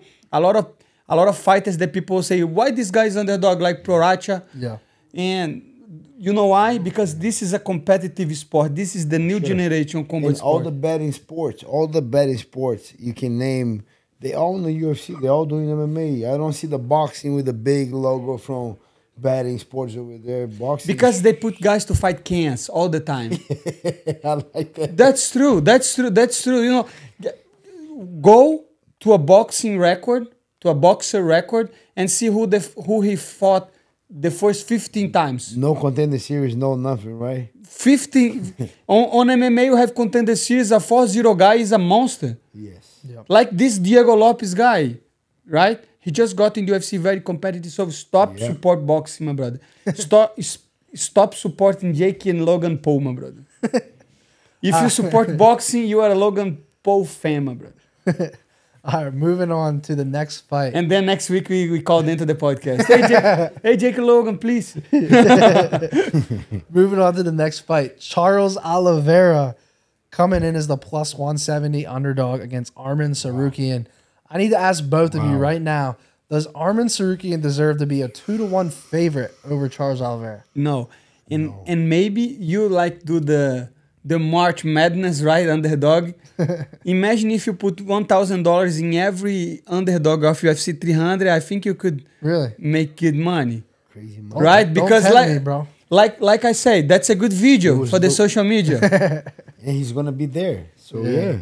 You know? there, bro. But I don't know. But I was joking, but at the same time, I think there is a lot of underdogs live on this card just because it's a good card to watch. Agreed. But I'm going with Charles Oliveira. Agreed. So go ahead, give me your prediction. You want me to go? I'm gonna tell you my official prediction. Not only am I gonna give you my pick, but I'm gonna tell you exactly how this fight plays out. Let's go. In detail. You ready for this? Okay, let's go. Round 1, Arman Tsarukyan comes out, gets the takedown, and 10-8s Charles Oliveira to the point where Oliveira almost gets finished. Round 2 comes out, Oliveira KOs Arman Tsarukyan on the feet. That happen. The comeback king, Charles Oliveira. He's done it how many times? Like the Michael that. Chandler fight, the Dustin Poirier fight. He's going to come back. Justin Gage. The Justin Gage fight. I'm telling you, Oliveira round 2 KO. That's my prediction. I like that. So I'm going Oliveira at you. I just think it's gonna be a sub. I think he's gonna get hurt. I already can see first round he's gonna get hurt. Probably lose that first round, or he can do like Benil Dariush and recover that fight. He's still in the first round. Yeah. Knock him down and get the sub. I think you get Charles Oliveira by sub, getting hurt on the first, but the sub can happen on the first or maybe on the second round. But I gotta go with Charles Oliveira by real neck choke, especially the Arman. What's his last name? Tsarukyan. Tsarukyan. Wow. Good? So I think Arman Tsarukyan is kind of like, oh, this guy only have jiu-jitsu, and That's why I think he's gonna knock him out, though. No. And for sure, I think it's the opposite. For sure, keep that on my or just have jiu-jitsu. I'm gonna hurt you real bad, and then I'm gonna sub you just because I just have jiu-jitsu. Anderson Silva style. I think he's gonna play that way. So my prediction is round 1, round 2, Charles Oliveira by sub. All right. But Well, one thing I have to say about Arman, I saw him at the gym and he's ready. oh For yeah. sure. Ready. For sure. He Ready. looked very impressive in the Ready. video. I saw his training sure. camp. He sure. put in the work for that. He's on shape. He's ready. For sure. It's going to be a tough fight. No doubt about it. And that guy's coming for finish. And I don't even like him, my brother. And I think I think I will beat you. I think if Arman go out there and make it like a crazy performance, he's next right there. Yeah, He's well, gonna be next. and he has history with Islam already. Yeah, for He's sure. took Islam to he lost a unanimous decision. I but it was very think competitive the fight. next on the title is Dustin Poirier. Yeah, we all see today. Today he already I break think the announcement was today, but I don't know if it's He break official. the yet. news. We just don't have the date. I didn't see the He posted, news. Yeah. Dustin He posted? it, Islam yeah. Makhachev but we don't know is if it's up. official. Yeah, he said Yeah? But I do think Arman or Charles go out there and do a crazy performance. They will jump Dustin. They will. That's why they didn't say the day. They didn't post nothing. So let's wait. Next Saturday, something crazy. I think the UFC is playing that card. Let's go next week. Something crazy happening. It's gonna be bigger than Dustin. You know. I agree. You don't I think agree. so? I think so. I think that Arman Tsarukyan could, like, here's the thing. Arman's never been submitted. Right? Never been submitted. That is always a first time. I know, but when you look at Charles Oliveira, right? When he fights grapplers, he'll get knockouts, right? Like Beneil Dariush knocks him out, right? Dariush He was lost to actually- Jim Miller. Dariush, Freaking make it. But he beat it back. He got a rematch and he finished Jim Miller. Yeah, that's don't true. remember. I remember the Michael first fight, Chandler- and I said, "How the fuck he- Jim Miller?"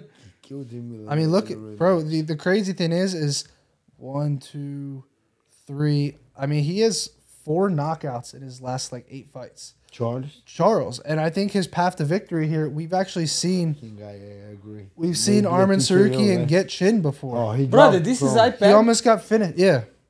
He got. This is from- like looking like a computer, bro. But he got hurt by Neto BJJ Joaquin Neto. Yes, Joaquin Bad. Silva, right? Bald Bad. BJJ, Yeah. the famous. Yeah. He got rocked bad. But Joaquin Silva is He very, hits hard. very. Yeah. But But- Charles very Oliveira hits powerful. hard, bro. But say Charles Oliveira hits super hard too. So yeah, Knockout, bro. Yeah, I like that knockout. Let's go. I like that. I change it. I changed. Knockout first round, knockout second round. I change it. No, so you have to do the how you do like inside the You can bet inside the distance. Inside meaning the Just distance. has to finish him. It's And more- what's it's the odds? safer. It's not out yet because it's early in the week. I think but inside it'll- distance is bad. It'll No, probably inside. Be like, it'll probably be like 3-1. Because he's a plus 170 underdog. You bet the finish, you probably get 3-1 on it. Inside what? Inside the distance. The distance. Inside. Vai acabar antes do tempo. Inside the distance. Yeah. Okay. By finish is the easier way to say it. Não vai ser decisão. Yeah. All right, official pick. I'm going Oliveira. Oliveira. Oliveira. All for 3 on sure. Oliveira. Let's By move- finish, first or second. TKO. I'd like second, bro. I think he's a comeback king. Moving on to the next fight of the night, we have the BMF title. Justin Gaethje versus Max Holloway. Justin is a minus 240 favorite, with Max Holloway as a near 2-1 underdog. A lot of people think Max is a solid dog here. Gilbert, where are you at with this one? Yeah, I think Max Blast Holloway is a freaking dog right here. I think I like when he fought Dusty. I love these 3 guys. I like Max, I like Dustin, I like Justin a lot. I was very mad with Sean Shelby. I almost texted him, hey, MF. His words, hey, MF. Why you put Max against Justin? I like both guys. Why you doing that? But as I was getting used, I was mad. I didn't like the fight, to be honest. But as the fight was going, I kind of, on the beginning, I was thinking, Justin gonna do my guy Max like he did Tony. That's why I didn't like the fight. But then I did rewatch Dustin Poirier against Max Holloway. And Max Holloway would never even rock. He felt the punch a little bit, but he never sat down. He was rocking a little bit, but that split moment rock, and then he was back there. And I think he just improved so much, and he had a time for this fight to really put a size and come as a big 55. So I think he's a solid dog. I think Justin Gaethje is a little crazy. I think Max is going to play with him like mentally, trying to make this guy gas and keep coming and gas out. And eventually, I think Justin puts the cardio a little down, and Max is going to come with a crazy high volume and maybe hurt Justin Gaethje a couple times. So I got final prediction, Max Blast Holloway by decision. Your thoughts? I think Max is a legend. I think Max is a good underdog. But That being said, Justin Gaethje, I'm going with Justin Gaethje. how? Maybe by decision, because what I think is Max Holloway has a lot of volume, and he will try to put the volume. But Justin Gaethje is such a good and powerful striker that he's going to connect the biggest shots, and he's going to make the biggest impression on the judges. And at the same time, Max Holloway will hold because he got a good chin, and the judges will see the victory for Justin Gaethje just because he got the powerful and the significant strikers. Nice, I like. Justin Gaethje by decision plus 300. He's copying me, bro. One of my favorite bets of the card because think about it. I think Holloway actually outstrikes Justin. I think Justin lands the better shots, just like Moicano said, and I think Justin wins on the scorecard. I really do, but it has so much value. You get 3-1 on your money against a guy who hasn't been knocked out, you know. And I think Justin's going to be able to also get the leg kicks going. He's a natural 155. Right. But no respect. So I got Max Holloway. I'm even gonna tell why those leg kicks not gonna land because he's gonna keep switching stance and he's gonna put the volume. But Volkanovski did that to him. But Volkanovski hurt him faster. Is different than Gaethje. I'm not saying Gaethje is low, but Volkanovski is a little short. Is different, you know. So who would you pick in a pick'em? Gaethje versus Volk. That's not even a question. Right now, even before the Topuria fight. Yeah. A year ago. Before the Islam fight. 1 year ago, Gaethje versus Max. Or I'm sorry, Gaethje versus Volk. Who you take? You know it's Volkanovski. I would get Volkanovski. No, I would not. I'll take Gaethje. I think Gaethje's a different. I think he's just a different fighter. Like I just think he's more patient and now. Justin Gaethje, who you got? I go Gaethje. Just because of this, I think the size. I think Topuria. Oh my God. Topuria is tough. Justin Gaethje Topuria versus Poirier. Who do you take? Poirier. Yeah, I think I get Poirier. It's so tough. But Poirier is one of the best boxing in MMA. But so Topuria, the MMA math's all bullshit. But so Topuria, the MMA math is crazy, right? Poirier versus Topuria would be an incredible box. 100%. But Dustin Poirier is tested. Yes. Yeah. In 5-round fights. I just think that Gaethje, the past year or two, is just different than 3 years ago. Agreed. Like he's more patient. He's technical. Better, more technical, better game plan.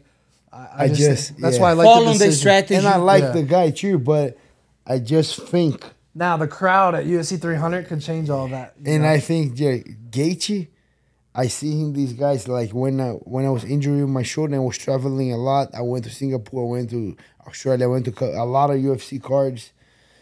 Bro, this guy was getting wasted.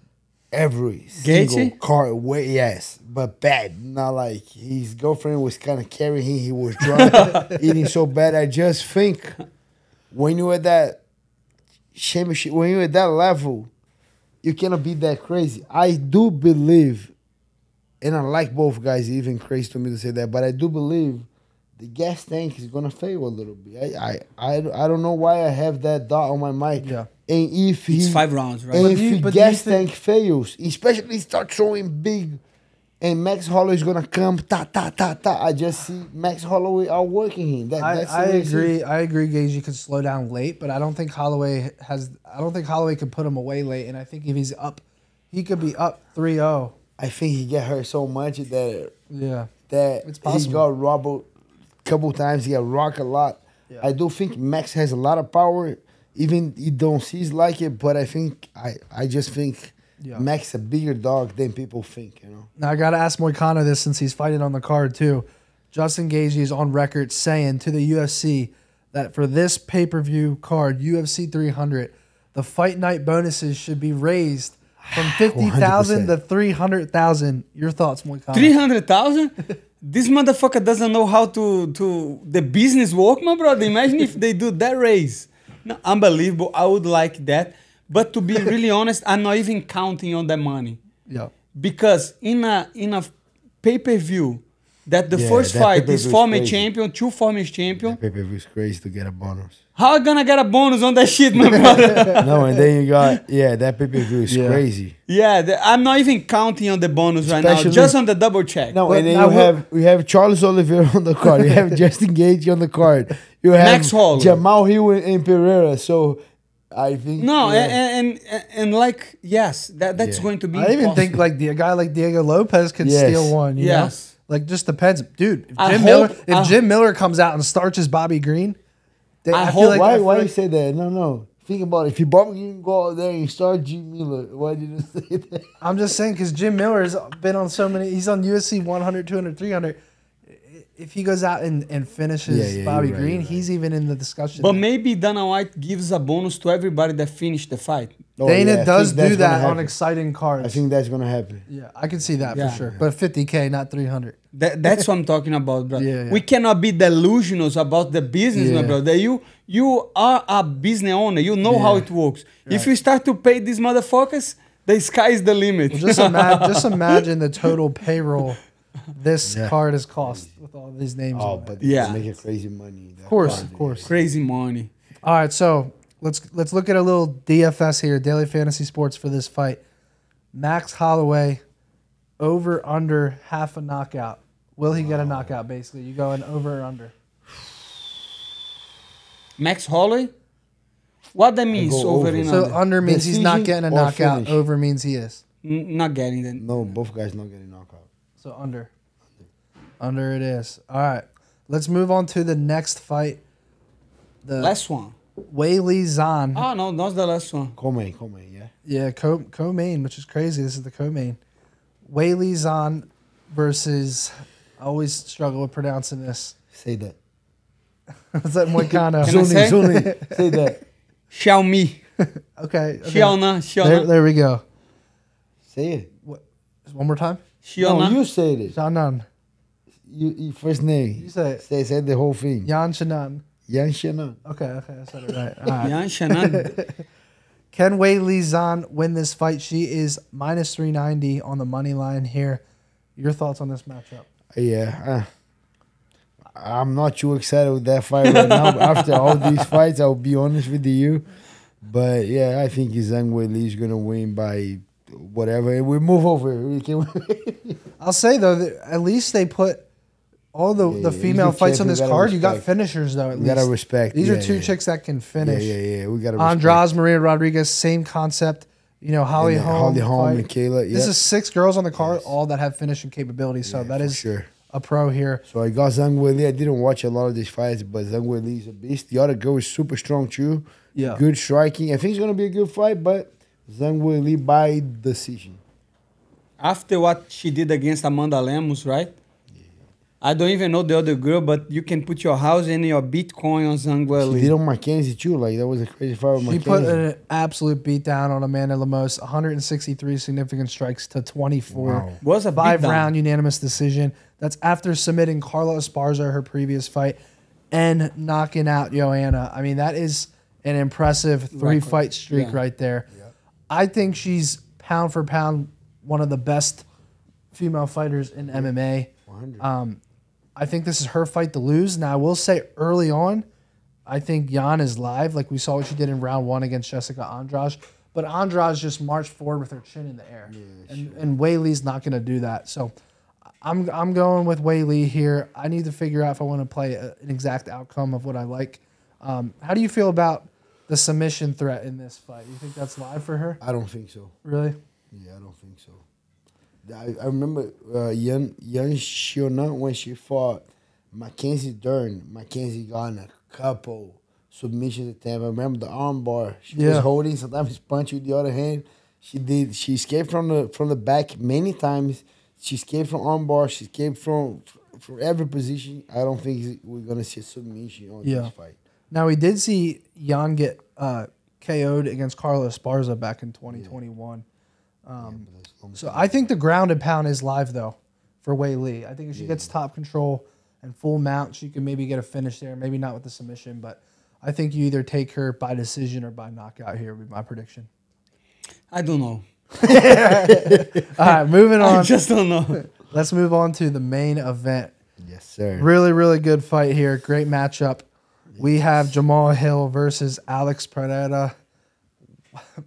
I can't believe it, but Pereira minus 150 favorite. I think that is closer to a pick'em in this fight. As much as I like Alex and I like betting on him, he's won me a lot of money. I had him round 5 knockout against Israel Adesanya 2 fights ago. 30-1 odds. We hit nice on that. I like backing Alex, but we've talked about this on some of the previous episodes.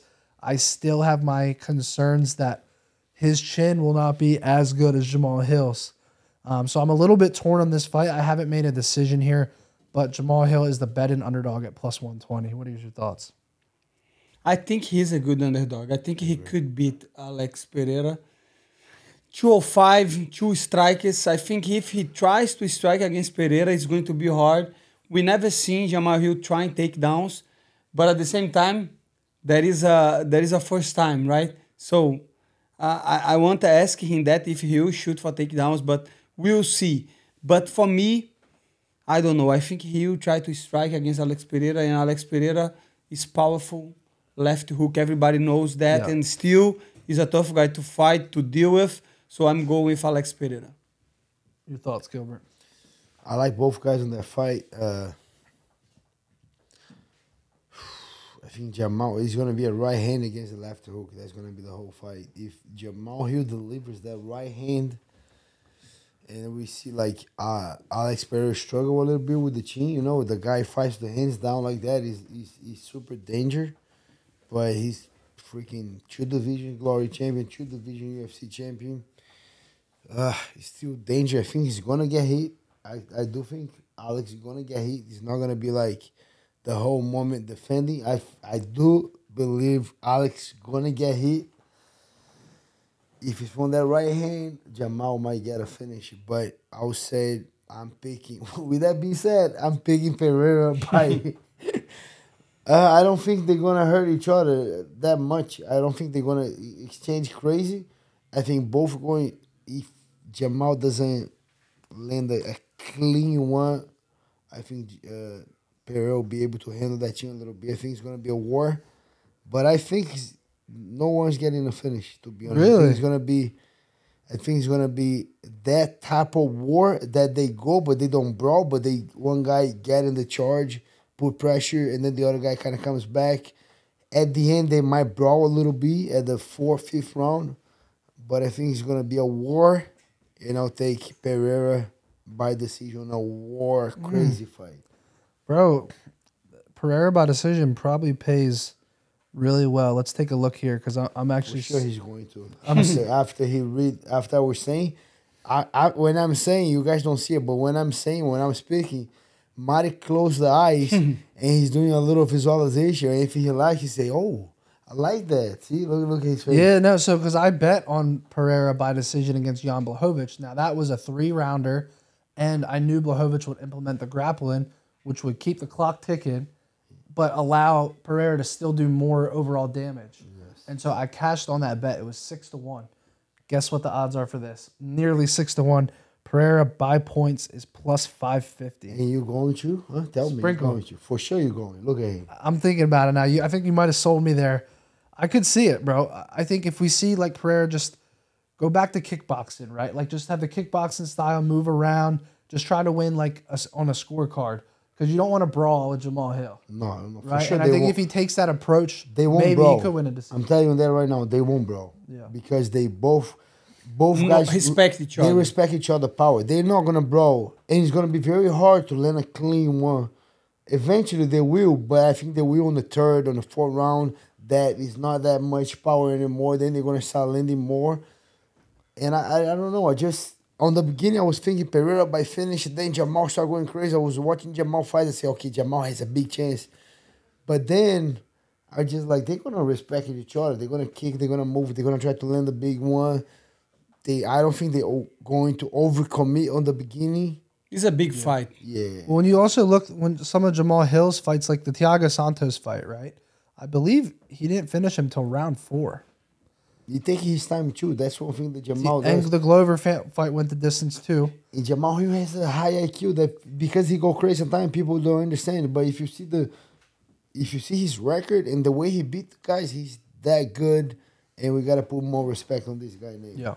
All right, so let me ask Moicano then.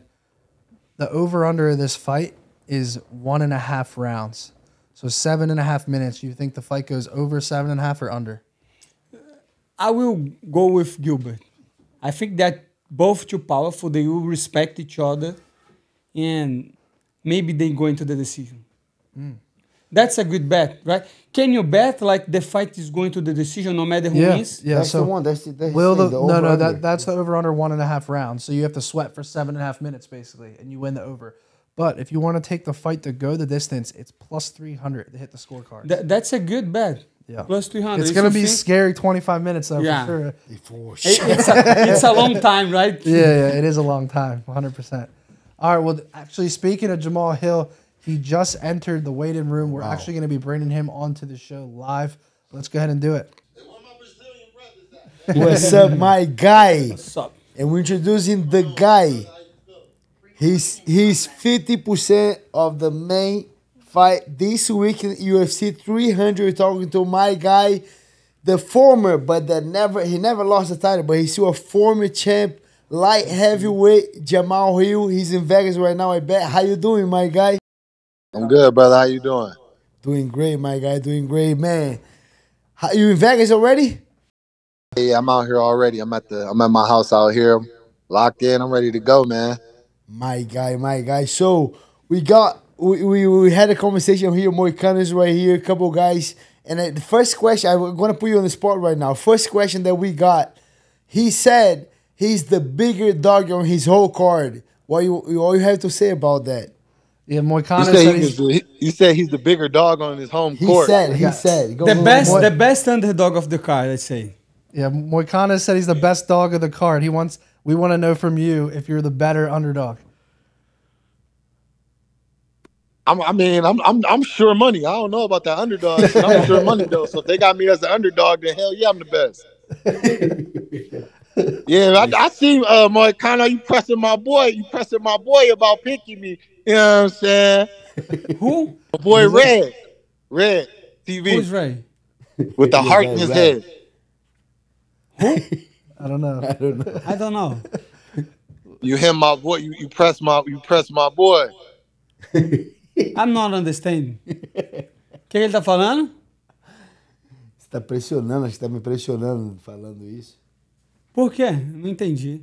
He's saying that you pressed one of his boys. Who's your friend? Who's your boy? Red TV, the one with the heart in his head, or the one with the heart. Oh. I'm just playing. Yeah. It's a prank. Now I understand. I didn't remember his name. Yeah. The guy, the TikTok guy. Yeah, this guy. Yes. Yes. He was talking shit about Pereira, brother. Pereira is Brazilian, my friend. I understand that, but he was talking shit because that's my boy. He's going for his boy. Of course, my brother. No. Don't beat me, bro. UFC 300 has bigger problems, my I friend. mean, you done twisted my man up like a pretzel for picking me, bro. I feel like I gotta retaliate for, you know what I mean? You picking Pereira now, you know what I'm saying? Yeah, I know, my brother. Jamahal, I got a question for you. I'm Maddie, by the way, so it's nice to meet you. I have a question. You're coming off the injury I believe it's 9 months ago going into Saturday. Tell us a little bit about that. Gilbert was saying, procedure-wise, there's been a lot of progression with the recovery of that type of injury you had. Tell us a little bit about that. Yeah, that's what it is. The medicine has come a long way from the old days. It was an injury that has ended a lot of careers before, which nowadays is not the case.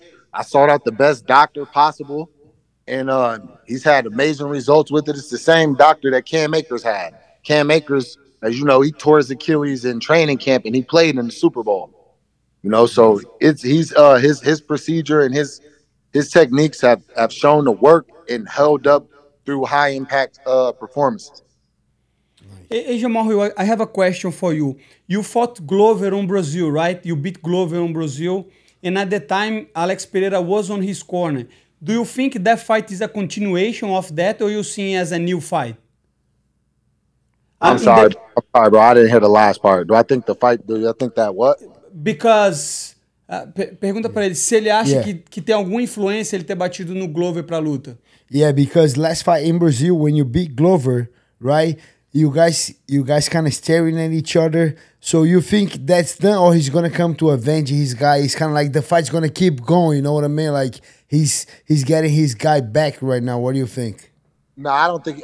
Ain't no bad blood between the two of us. The whole thing, the thing in the cage at Brazil, that was just us shaking hands. Glover was over shaking hands with my corner. Congratulating. I was shaking hands with his corner. I mean, showing love and everything. You know how that go. And they just kind of slowed it down to make it seem like we was just like staring at each other. Me and Alex have never had, we've been in the same room. We've never had any personal beef. The only thing is, goddamn, what the fuck? You Or the good? You sprinkler good? turned on. Is that Nah, only Hakun? What is it?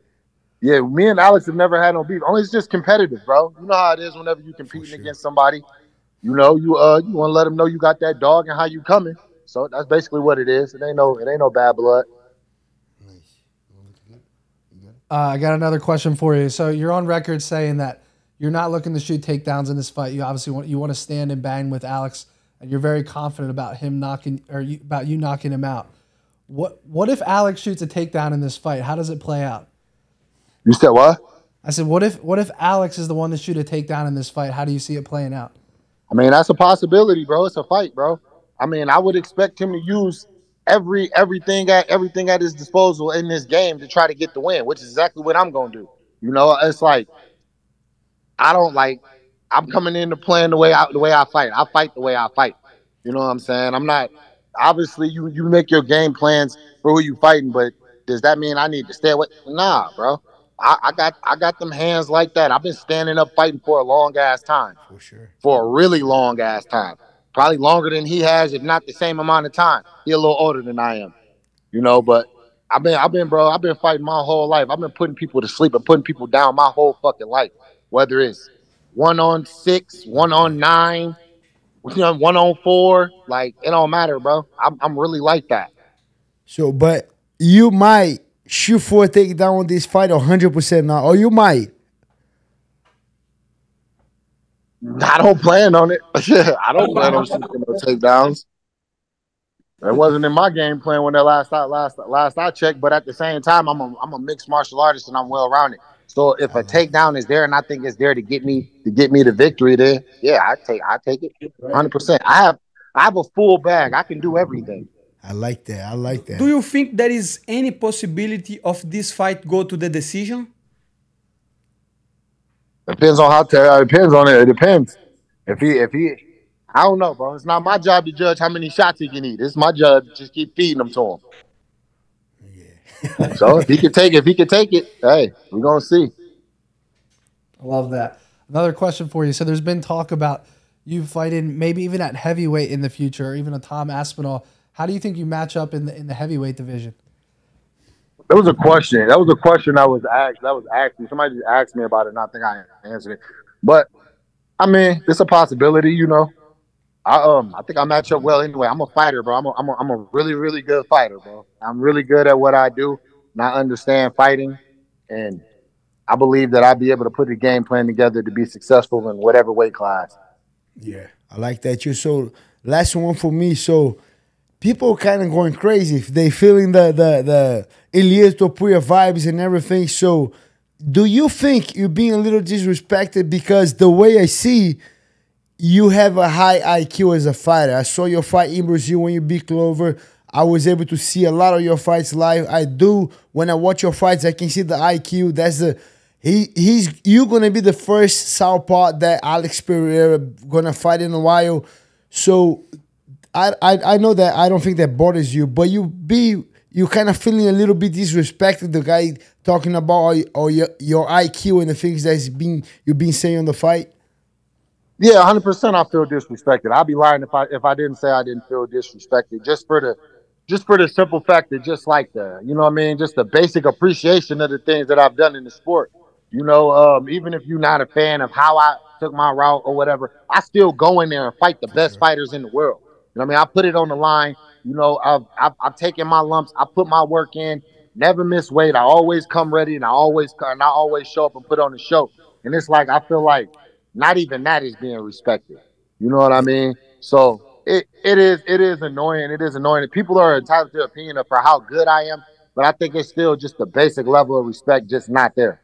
For sure, and that puts a little chip on your shoulder to be like, you know, like for sure you fight for you fight for your family, you want to win, you want to get that belt back, but it puts a little chip on your shoulder, like, you know what, I'm gonna prove that everyone's wrong in that. It puts a little chip on your shoulder. Yeah, 100% it do. Yeah, 100% it do. But it's also a challenge though. I look at any challenge as a chip on my shoulder because I'm all about overcoming challenges, and I really want to prove things to myself, and really want to show myself and put everything that I'm capable of out there so that whenever I'm done painting my full picture of my career, I see what I really had. You know what I mean? I see what I really was. You know, so yeah, 100% it does. I'm ready to go, bro. I'm ready to go. Nice. Anything more? No, I'm done. bro. Good. Thank you so much to be here, bro. We love to have you on our show. Show me the money pot. Wishing you all the best. I know it's gonna be a crazy week, a lot of interviews. So we wish you the best week. Go out there, rest up, make weight, and show up because you're gonna be there. Hey, bro, we can't wait for UFC 300. Wishing you all the best, my brother. Okay, thank you, brother. I appreciate it, bro. Fat, speedy recovery. Hope you can't wait to see you back.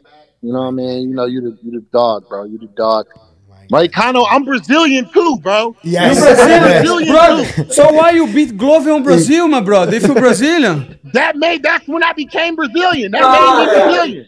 I had to do the look. Just like you gotta come here and get a green card, you gotta come and get a green card in America to be American. You gotta go whoop some ass in Brazil to be Brazilian. Come on, man. let's go, my brother. That's true. If they say vai morrer, what you gonna say again? We all gonna die, my guy. We all gonna Yeah, die. we all gonna die.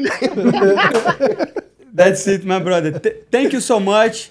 And I hope to see your fight, my brother. You always explosive, and it's going to be a very good fight. I'm really sure. But let me tell you something. I am the best underdog on the card, my brother. If you want to make money, bet on money, Moicano. I knew why they was putting you on it. You know, I was excited, bro. I'm always excited to see you fight, bro. I love it. I love the energy that you bring to the game and everything, bro. It's gonna be a great night. We're gonna have a great card.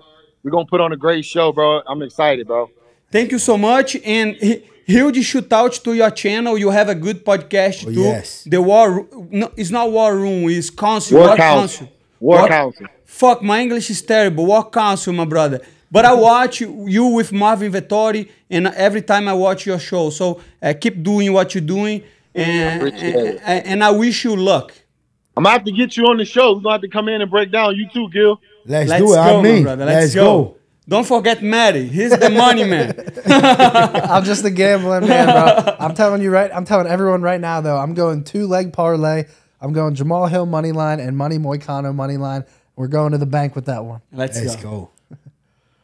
All right, brother. I'll see y'all. All right, bro. Thanks for See you, my coming. brother. Take it Thank you easy. so much. Man, here we go.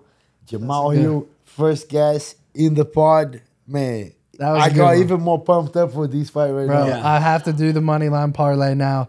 I'm gonna be honest. I like your confidence. I like his confidence. I'm a that sucker energy. for the confidence, Very bro. good energy. That's fuck up because right now I don't know if we are fucking bitches, but now I know I'm gonna change my pick, my brother. So what's your pick now? Alex Pereira still. but let me tell you something. No, I'm joking. But like you say, it's very good to see the confidence and after see what he's saying, I can see he beating Pereira. It's not gonna be an easy fight. He has a high IQ. This guy can fight. Like people, I don't like when people disrespecting the guy just because he's saying what he thinks. You know, oh, he's crazy. And I saw his line when he posted like Pereira saying, yeah, I'm gonna. If everything goes my way, I think he can beat this guy and fight back in Rio. No one said he's crazy. This guy go there, I think I'm going to finish Pereira. Everybody, oh, this guy's disrespectful. This guy's crazy. Yeah. And I like his IQ. I like the way he fights. Again, I don't think no one's going to finish anyone in that fight. It's a crazy to think that. I'm going to be very nervous to watch. I'm going to be at the arena. I'm going to be there at 300 supporting my guy Moicano. But I think that fight goes to a decision. I don't know why I have that feeling. 3-1 odds to go the distance. We didn't even talk about Jamahal Hill. You ready for this, Gilbert? Jamahal Hill by decision plus 700. Wow, That's a good bet. That's a great bet, bro. I mean, we just saw. What are you gonna do now? I ain't sprinkling. I'm hammering. I might hammer for that. Sure. Bro. You're gonna put a couple grants that I know you will. I like that, bro. I like that a lot. I hope Bitcoin that. Brother, let me tell you something. Jamahal, he was talking about the guy that went to the gym that the guy that do the things. I was not understanding, but when I realized, I say, hey, but that was how do you say? Combinado. Yeah, that's they fixed. That was like fixed, but I don't know if I can say that on the podcast too. It is. He did with me a couple. Is this guy You gotta here? show me. I don't know. But can you say that's fixed? For sure. We can say knows. on the podcast? Yeah, everyone knows. Yeah. Otherwise, this motherfucker gonna try to beat me after my fight, my brother. I forgot this guy. I gotta see it. I have no idea what he was talking about. I gotta see the clip. Let me show the clip. That does all the. He came to the mat one time with me. Then I beat the crap out of the guy. I need to get better English, my brother. I have to pay somebody to teach me. You saw this one? He did that one in the gym. I'm gonna tell you right now, all that jiu-jitsu shit ain't gonna fly in the streets on God. What you say? You heard what I said. Oh, it's a prank, it's a prank, it's a prank, it's a prank, it's a fucking prank. Oh God, what the fuck? That cut was good. He does all the videos like that, like he crazy. Yeah. All right, we're gonna wrap up here. Remember, I'll turn it over to Moicano. You guys know what to do. Subscribe, like, and let's go up, my brother. Best podcast in the business, soon to be the #1, okay? Thank you, Gilbert. Thank you, Mari. One more good episode. Keep watching, turn on the notification, and let's fucking go. And don't forget to lock in Money Moicano on the money line, plus 210. The best underdog on the card. The best financial advisor. Mary the Betty.